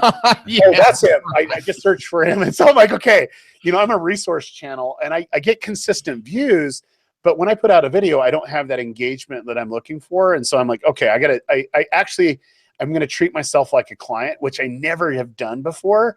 And, I got some pretty ambitious goals, but you're right, Nick, I have to build a team around it, and it's that valuable. And I figured out a monetization strategy that I didn't even think about coming into it, that I didn't know was possible. And, you do a lot of affiliate type stuff. But now I'm brokering an affiliate upon affiliate. It's like the craziest thing ever. But I go to a brand now, and I says, look, I'll get content creators that can be your affiliates, but I want to make a percentage on everything that they do. Oh yeah. Yeah. Nice. And we just did a couple small little things, and they've been like very, very profitable. And I'm like, okay, this is no brainer. I gotta do more of it.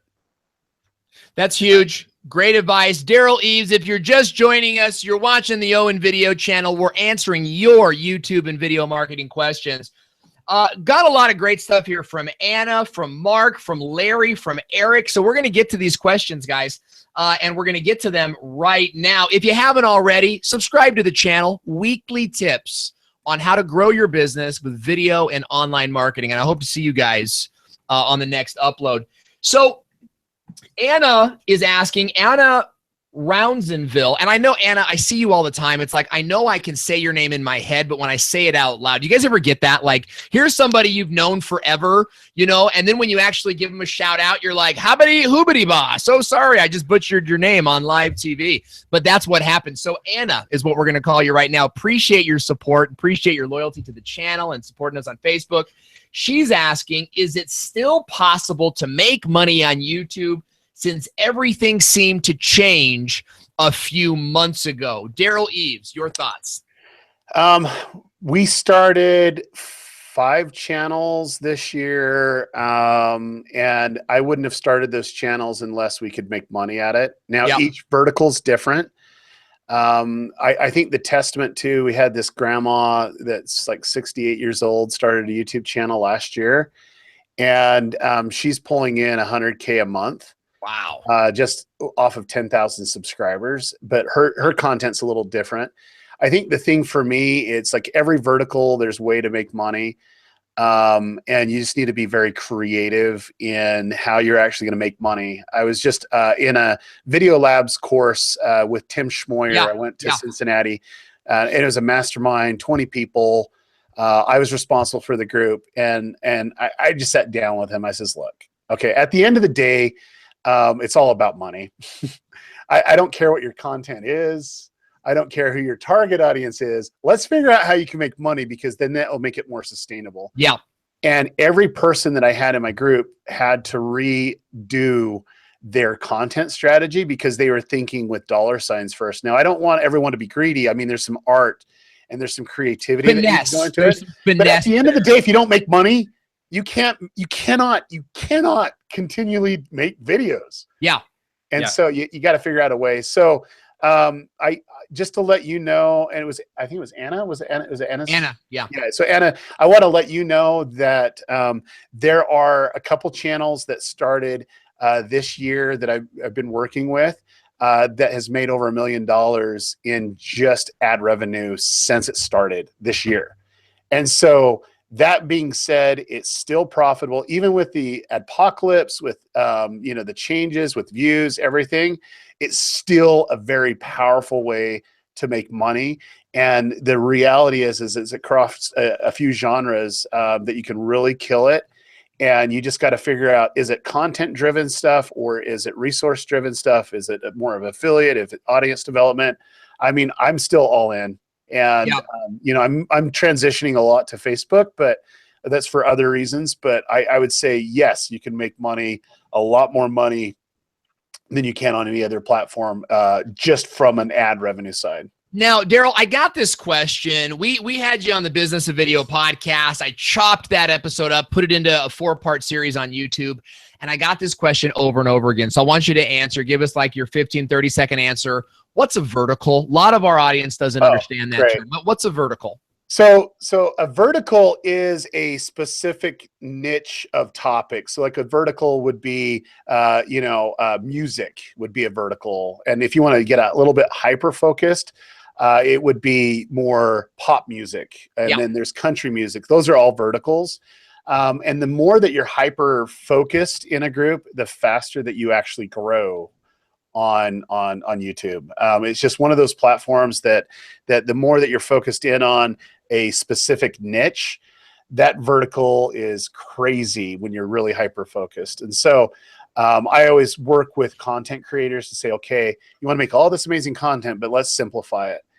What is the one type of video you're going to make? And then we start creating a content strategy that would appeal to the people that would be watching those videos in that vertical. Yeah. Okay, great. So that's for you, those of you guys out there maybe unfamiliar with that term.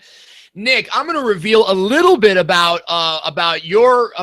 kind of like your experience this year without going too deep. But, Nick and I have been working together for a while. As a matter of fact, Nick and I sort of partnered on this Snapchat venture that was amazing. It's groundbreaking, guys. It's revolutionary. And it violated Snapchat's terms of service. So it never got freaking off the ground. And it's just kind of a fun story to kind of look back on now and where, how far we've come. But I remember working with Nick and he's growing his channel and he's talking about, at some point I'll replace my freelance income. And at some point I'll be able to do this and do that. And in this last year, you've really accomplished all that stuff. I mean, your subscriber growth has been exponential, and you have replaced your income with YouTube. I hope I'm not revealing too much here, but share with us a little bit about how you made that happen and answer Anna's question. Is it possible to still make money on YouTube? Yeah, I'll reveal. I have nothing to hide on that. So I'll reveal the full thing here. So are we recording this? So I just want to make sure that the full Monty is about to come. Believe I'm just like, if you're revealing everything here. Well, not everything, I guess. Okay. So basically, and this kind of falls back on what I was telling Mark earlier. Basically, when I came back to this channel and I said, okay, I'm gonna start back on this channel. I'm gonna turn it into something that I can monetize. I basically drew out a long-term game plan, and I said, okay, in order for me to achieve, for me to be able to do YouTube itself as a full-time thing, and the things around YouTube as a full-time thing, I need to get a handful of things in place that will actually support that. So the first thing that I did is I said, okay, currently on my channel, I wasn't doing YouTube tips at the time. I was just doing general, like internet marketing type stuff, sharing what I learned as a freelancer. And I said, okay, what can I do that would speak to the people that I'm currently making videos for? And at the time, it was still video creators, because it was people that, like the first video was, how to overcome camera shyness and, things like that.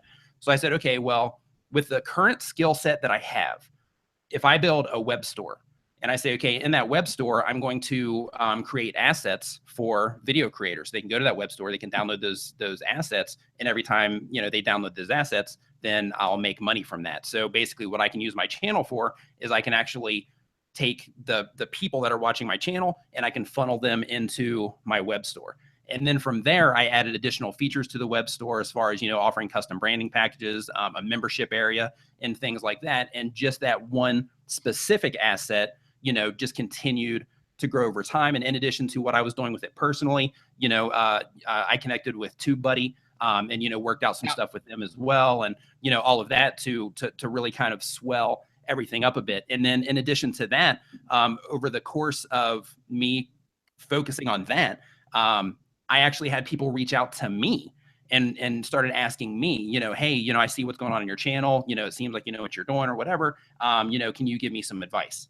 And then basically the consulting thing just kind of fell in my lap. Right.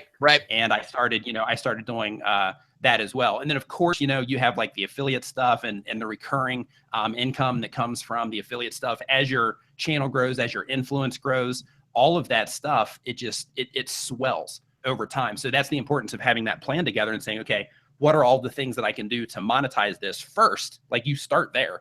And then from that, you start putting all of the things in place that will feed into all of your different outlets that you're monetizing. Yeah, and you had kind of referred to that a little bit earlier. And guys, Beanie Draws is in the chat box. He's talking about the same thing. Beanie has a channel where he draws dinosaurs and shows people how to draw dinosaurs. It's a great channel, even though you're not uploading as much as you should. But he's going to turn that into pins and badges and gear and swag that now you can buy. So the monetization doesn't always, the making money part doesn't always come from AdSense, right? It comes from your own creativity and entrepreneurialism. It comes from you leveraging the tools that the internet is providing you, like Etsy.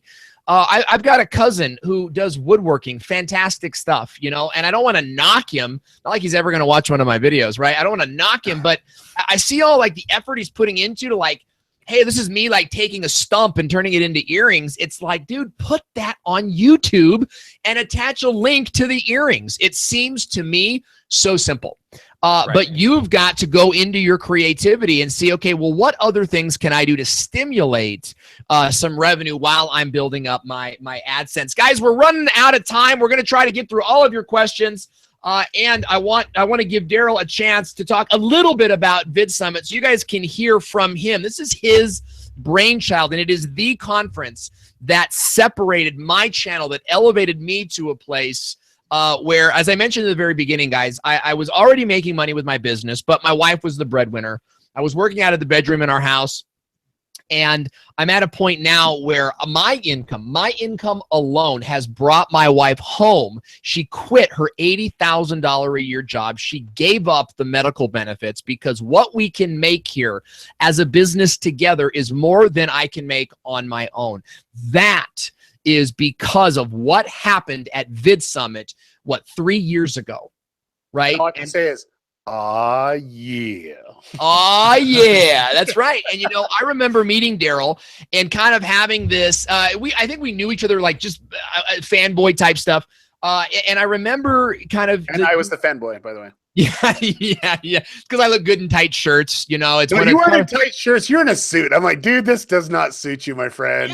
Yeah. Remember was that pre-headband or was that after headband? Don't even know about the headband. Oh, man, I love that. I love that, Owen. Pull it off. I love the headband, Owen. Be who you are. Don't be someone that you're not. I remember that conversation quite vividly. Yeah, I do. I do too, and it's very impactful for me because it's taken me like 2.5, 3 years to really understand what you were saying. I remember being very timid and kind of like, hey Derral, like I'm Owen. It's nice to meet you. And Derral was just like, oh, it's great to see you. Hey, let's talk about your channel. And we got in this conversation about Star Wars.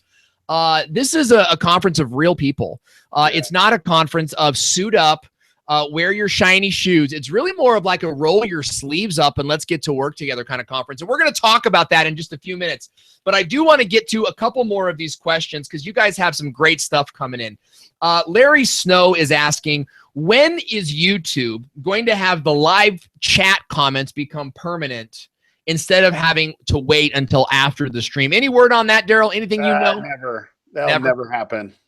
Why is that? What's the psychology behind that? So here's the thing. There's a difference between a chat and a comment. There are some chats that the AI, the machine learning, machine behind YouTube deems as a comment. Right. So you have some of them come over, but if someone's like, yeah, oh yeah, that's never going to happen. You'll always get the indicator that, hey, there's this many comments, but the ones that are visual, it's never going to transfer over. It's just not in there. Like it doesn't make sense. It doesn't make sense. It doesn't make sense. Yeah. Yeah. So the ones that are really doing it and people are responding to it, yeah, absolutely. Those will be comments, and they do translate over. But if you had, like, we had one live event that had 86,000, chat instances. That would have been ridiculous to do it. And it ended up being about 3,000 of that 80 some odd thousand, because a lot of it was not even relevant to the video. Yeah. So, you probably had about 50,000 check out my channels. yeah, Come pretty much. subscribe to my channel. Yeah. Pretty You probably much. had about 50,000 of those. Which, by the way, I love the new update where I'm able to filter my comments live a little bit. I've gotten in the course of this stream alone, I got like 3 or 4 warnings. All the chats were good. I think we have a great audience here. Everyone keeps it hyper appropriate. But I just love the fact that it's like, oh, this person's, promoting their channel or whatever. Are you sure you want to post this? And I just love that new feature. So unfortunately, Larry Snow, not going to happen anytime soon. Kind of like the idea of YouTube letting you like replace the video. It's never going to happen. Work with the system that you're using. Gary V. In fact, this was what motivated me, Nick. Because Nick and I worked on this Snapchat project, and we had a ton of support for it. Find out that it violates the terms of conditions, and I was gonna kind of push forward through it anyway. And I heard Gary V said on a video, he says, "Look, you can't sell a product if it's illegal in that state." He's like, you just have to let it go. Don't try to change the world. Don't try to change the government. Don't try to change the laws. Just sell what you can sell now. And that's sort of, the idea with YouTube. If don't sit and wait for the live comments to do this thing. Like, work with the comments the way they are now and figure out how you can leverage them. One of the things that we do on the show is I stay in the comment section about a half an hour after the stream has ended to continue answering questions. And that way I'm able to get, an extra little oomph right as the video goes live. So it might be something you want to consider. Okay. Couple quick questions. We're going to do this as fast as we can. Mark State, if I'm saying that correctly, is asking some great questions. Mark, it's good to have you here. I've got a lot of friends and family in the trucking business, so I'd be interested to know more about what you're doing. But he's saying, will educational or informational channels ever grow like the daily vlog / drama channels? The trucking industry is a narrow market segment, and I can't seem to get any traction. No pun intended. Derral, I'm sure you get this question all the time. Let's start with you. What are your thoughts? No. And the reason why, it's not that educational content is less valuable from the value proposition, but at the end of the day, that emotional connection that vloggers bring, yeah, and the diversion from other entertainers, it's just very hard to compete with that, because you'll get the info junkies that will come on, but ultimately at the end of the day, people really want to get to know someone a lot more in depth than what you can do in a educational video. So that's one of the main reasons why I'm switching my YouTube channel to get a little bit closer up and having it be a little bit more transparent, so that I can probably bridge that gap. So follow me.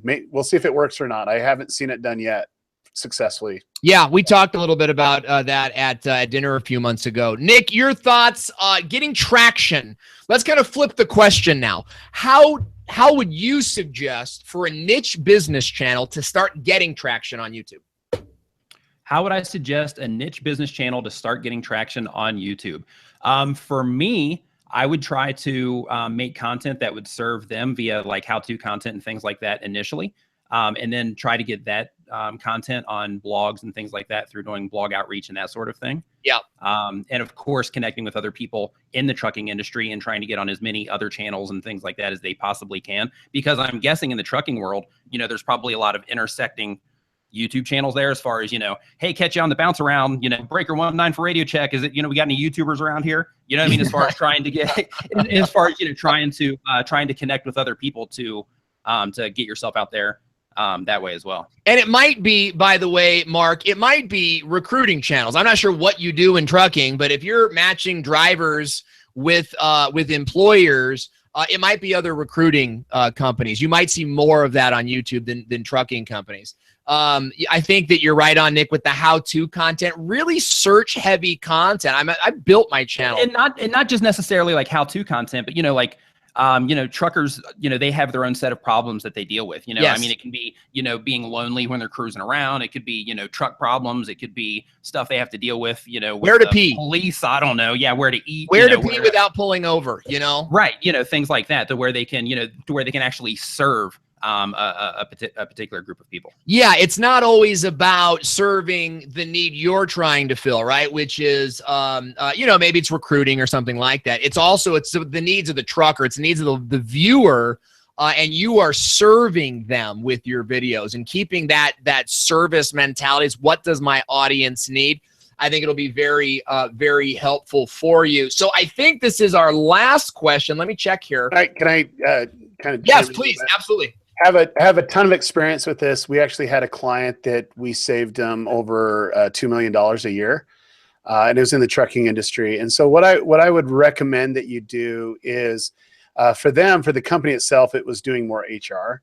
And there are a lot of trucking companies that have an HR problem because they're on the road. And so doing videos for them is a very big deal. And then two, you know, you're able to get into their database if you're able to be that face of helping them, that you'll be able to expand your audience to the truckers that are actually getting that content. So you might say, hey, here's 10 videos that every trucker needs to have, and we're going to provide it for you guys in this membership area that you get access for free, or it's on YouTube or whatever.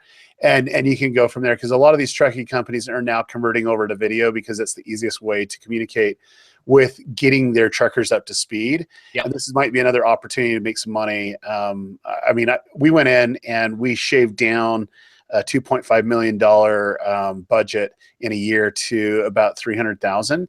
Wow. And it was just, all it was just coming up with the HR solution for mobile.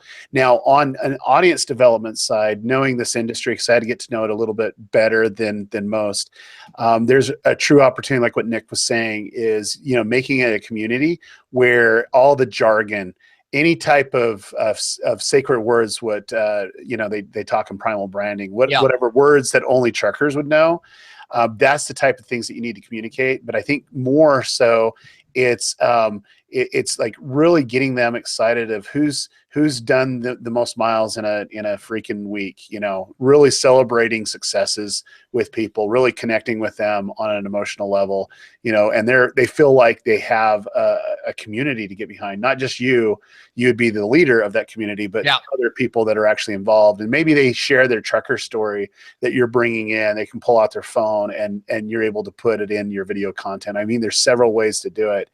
And so, yeah, that's what I would do. Beautiful stuff. Love the idea. We're actually doing this with a client right now. We're going to the glossary. So you can go onto Google, type in just about any industry, and then put glossary. So you can do, you know, the auto sales glossary, and I'm willing to bet you there's a trucker's glossary. You can just go through the words. What is this? What does that mean? How does this compare to that? Lots of, like you're saying, Derral, with the sacred words, which is a tactic from Primal Branding, a book you guys should all be checking out. Again, that was a big theme around the very first VidSummit, which I've taken with me. A couple more questions. Guys, here's this one. Eric Peter Carlson is saying, is there any way to use the same stream for both platforms? Yes. You can go live on one and then re-upload to the other. You can use a program like Wirecast and stream to 2 platforms at the same time. Even more, you're going to be limited by your internet speed and your CPU. You can also stream out to 1 platform and then use a third-party software like, I think it's called Stream It or Broadcast It. So basically, what is it called, Derral? So broadcast it. You stream there, and then from there it goes out to 4 or 5 different places. It doesn't use your CPU. It doesn't use your internet. So you get a great looking stream, but it's going to cost you a little bit more money. That's a great question. Thank you for asking, Eric Peter. Eric Peter Carlson. Here's a big one, Derral. We've got this one a few times in the comment section. When are you going to pick your 20 mentorships? That will be announced after the VidSummit. I am connecting with a lot of people at the VidSummit. I was blown away literally of how many people submitted, and I need to do justice. I can't have someone that spent time filling out that application that I don't even look at it. And it has been taking me a lot of time to go through it. I have 2 employees that's helping me go through it because it's just that many submissions. But the content, I am here to tell you that I've never taught publicly. I've never taught it on the stage at VidSummit. The only people that actually had this information are my clients. And I have kept this so close to my chest. I mean, so close to my chest. Yeah. Because it's trade secrets. It's things that I didn't want getting out. And the only people that will have access to this are the 20 people that I select. And then the next group that goes in. And these will all be hand selected. I'm not going to open it up. Like, they have to be personally vetted by me to be a part of this program. That's incredible. That's incredible. So if you get selected, remember to talk to me first so that we can get you a microphone in your earring. I'm going to be like Slugworth. Remember Slugworth on Charlie and the Chocolate Factory? He like pays all of them to sneak a gobstopper out. So there might be a little bit of that going on. We've had a great time talking with you guys. Before we get out of here today, Derral, I'd like you to spend a minute and talk a little bit about our sponsor today, because the show today, guys, has been brought to you by this amazing conference called VidSummit. VidSummit will be held in Los Angeles from October 10th to the 13th with some of the biggest names in video marketing, including Gary Vee, who's going to be doing the keynote speaker. If you're a content creator, an influencer, a business owner, then there are going to be some big people here and really information content here on how to build a channel that you're not going to hear anywhere else, simply because you're not going to see this group of people together in a room. Matt Pat, Sean Duras, Sean McBride is going to be there. Fantastic event. And Derral, you're not just going to be there. This is actually your baby. Talk a little bit about VidSummit and who it's for. So, yeah, I really appreciate the question and the opportunity to talk about VidSummit. 4 years ago, I really wanted to create something that I could have a lot of value. Now, I was completely selfish, I'll be honest. I wanted to learn from the best in the industry, and I wanted to have a platform to do it. Now, a lot of people out there that are remarkable don't have a platform to educate us. They're not a YouTube channel that's educating us on the latest tactics or strategies or what have you. And so at the end of the day, I wanted to create an atmosphere to learn for myself. And I wanted to surround myself by the people that were actually pushing the needle in the industry. And fast forward, 3 years, we had 3 successful years. We had 8 of the top 10 most viral video ads of all time, and the top producing video ad of all time, present at VidSummit. So from the ad revenue. And then we have people sitting in the audience. Like, we have a person that's sitting in the audience has 17 million subscribers. He's not presenting. He is just sitting there. Just nobody, they're just kind of going from there. And it's just like you're able to connect with some amazing people. For VidSummit, this year's VidSummit is the first year when I planned VidSummit. I always do goals in 3-year increments. So this is the first year that we're doing my 3-year goal after the first VidSummit, because I wanted to have the first VidSummit kind of define where that's at, and then I wanted to set a goal right after that. And those that know me quite well, they know that I do it in every July, and then I've kind of hit it from there. Well, this is the first time that it's coming to fruition, and it's bringing top creators together, top brands together, and agencies, and we're bringing everyone, that is cutting edge in the industry, and we're bringing them there. Here's the thing that you don't know, Owen. You are literally going to break news on this. You ready for it? Yeah, hang on. Let's get my Twitter page up here. Get the Twitter page on.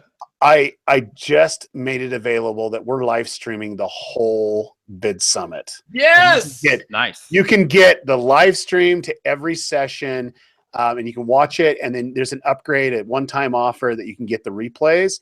But it doesn't matter where you're at in the world. I just made it live as of 30 minutes ago. So I mean, you tell me that after I come from the other side of the planet. Well, I did. No, that. I'm just kidding. But you have to go. You have to get that to get you over here. I wanted to do an in-person collaboration and not over video. I mean, I would rather go to Thailand personally. But yeah. Welcome exactly. You got to invite me over there somehow. You're invited. But yeah, so we actually have it available now, and for the next 48 hours starting tomorrow morning, the price is the cheapest it's ever going to be. It will go up after 48 hours starting tomorrow. And the reason why is because I will have affiliates going to push the traffic, but I want to just give everyone the cheapest rate at all. And you can go there at vidsummit.com. You'll see a big thing for get your virtual pass. So that's nice. Incredible. And you know what? I have been getting that question just non-stop. I believe in this event, guys. I go to a lot of conferences. I'm even speaking at a lot of conferences, and they all have a great place in the grand scheme of your marketing. However, there has been one conference that has changed the game for me, and that was VidSummit. And it was because of who was there. It's because of how they share what they share, and it's because of the community that is created there. I mean, well, Owen, what I love is we had someone went there that had 1,000 subscribers, and they were just sitting next to other people that had millions of subscribers and getting 30 or so million views a month. Very successful, and you can make a decent living. I mean, hundreds of thousands of dollars a month if you're doing it right with that type of thing. And so he was like sitting down and listening and connecting and learning. And what blew me away is now he's pushing 1 million subscribers, not even 1 year at VidSummit. Do you know what he puts all credit to? He goes, number one, it was the information that I learned and gleaned at VidSummit and connecting with the people there that I was able to fill in the missing pieces that I didn't have a full picture on by people that had actually done it. Like people that have been doing it for years. It made sense to him to shift it.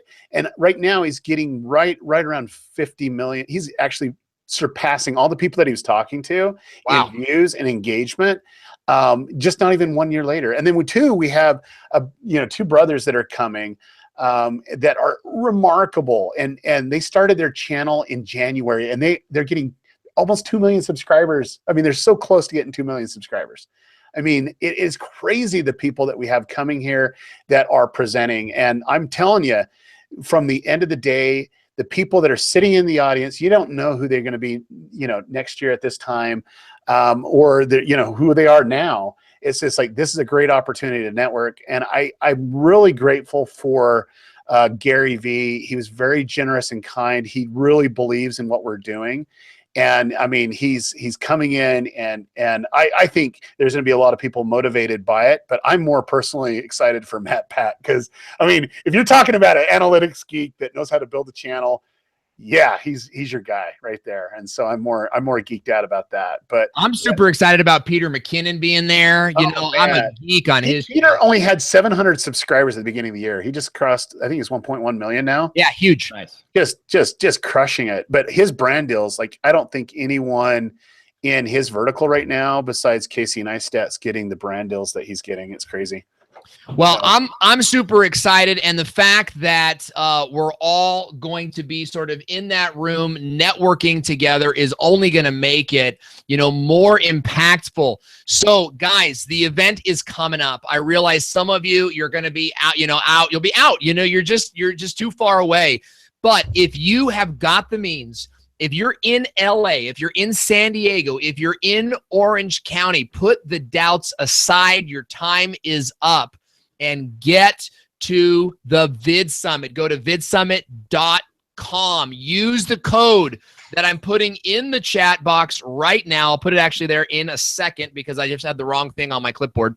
But you can go check that out. If you cannot, if it's going to be too much of a struggle for you to get there, go to the website right now, vidsummit.com, and get the digital live streaming pass and hang out with us in spirit. That's so awesome, Derral, because when we started the show, that button wasn't there.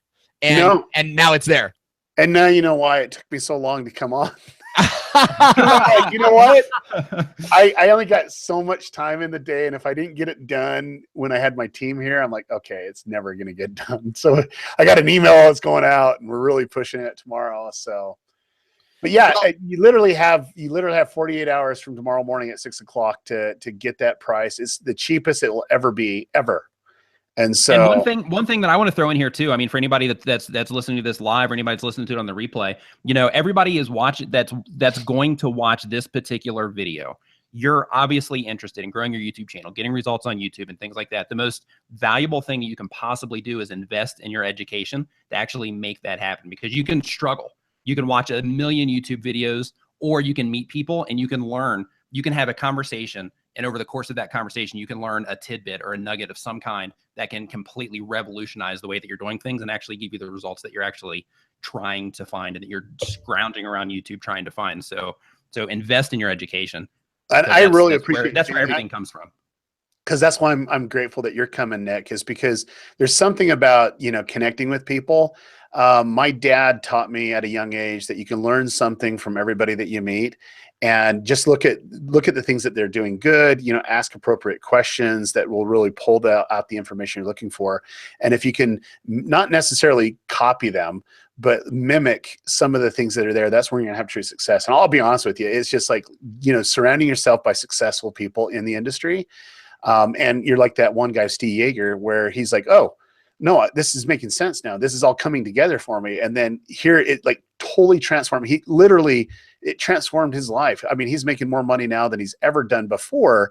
And it was because of those small little holes, those nuggets that you were calling, that he was able to glean from conversations that are outside of a presentation. Fantastic. I know it was big for me. Derral said to me, Owen, be more who you are and stop trying to be this corporate personality. Completely changed my channel, changed my business, guys. My wife is home. She works, with me. My daughter is hanging out here on my leg while I'm streaming, and it's a great life. It's a great life, and I'm grateful for it.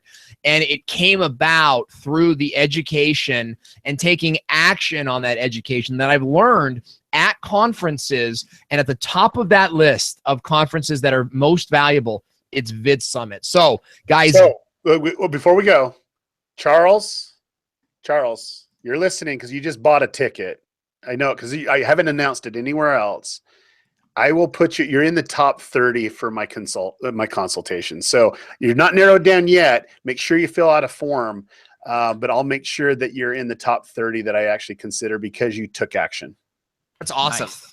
Nice. Guys, that is, let me tell you, and that's something about Derral is Derral is the type of guy that contributes. He's not one of these guys untouchable. Hey, you're welcome to support me, but I'm never really going to support you. Darrell's the opposite of that. There's just not enough good things I can say about the guy. Derral, we're so grateful that you spent time with us today. We pulled out a lot of great stuff, guys. We answered something like 25 questions today. So I hope you are a better YouTuber now from having been on the show. And I hope to see you guys at VidSummit. I hope that you will have lunch with me and Nick and Brian G. Johnson. I hope that you will stream live with us in the lobby like we did year 1 and year 2. I hope you will be there to participate in the conversations with us that happen after the conference is over while we're all hanging out in the lobby. You know, last year, Sean Doris, and if you guys don't know Sean Doris, some of you guys, I've heard he's, I don't really get him. Try to get his business model and the life that he's created for himself by drawing. All I got to say is I've run across a lot of content creators, a lot.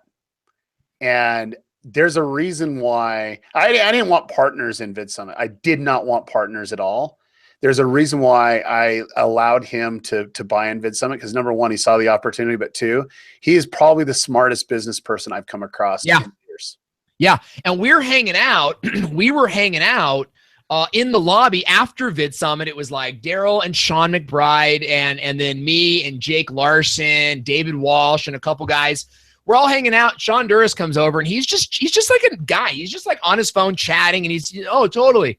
Oh, yeah, me too, bro. And then, oh, wait, guys, you guys got to hear this. And then he starts talking. And I'll tell you, we were all just like, everyone was just kind of like, don't say a word. And just let him give you let him talk. Yeah, let the man talk. And you don't get that kind of insight at every conference because you're not hanging out with it. A lot of these conferences are 4,000 people, and you're just never going to get close. That's not what VidSummit is yet.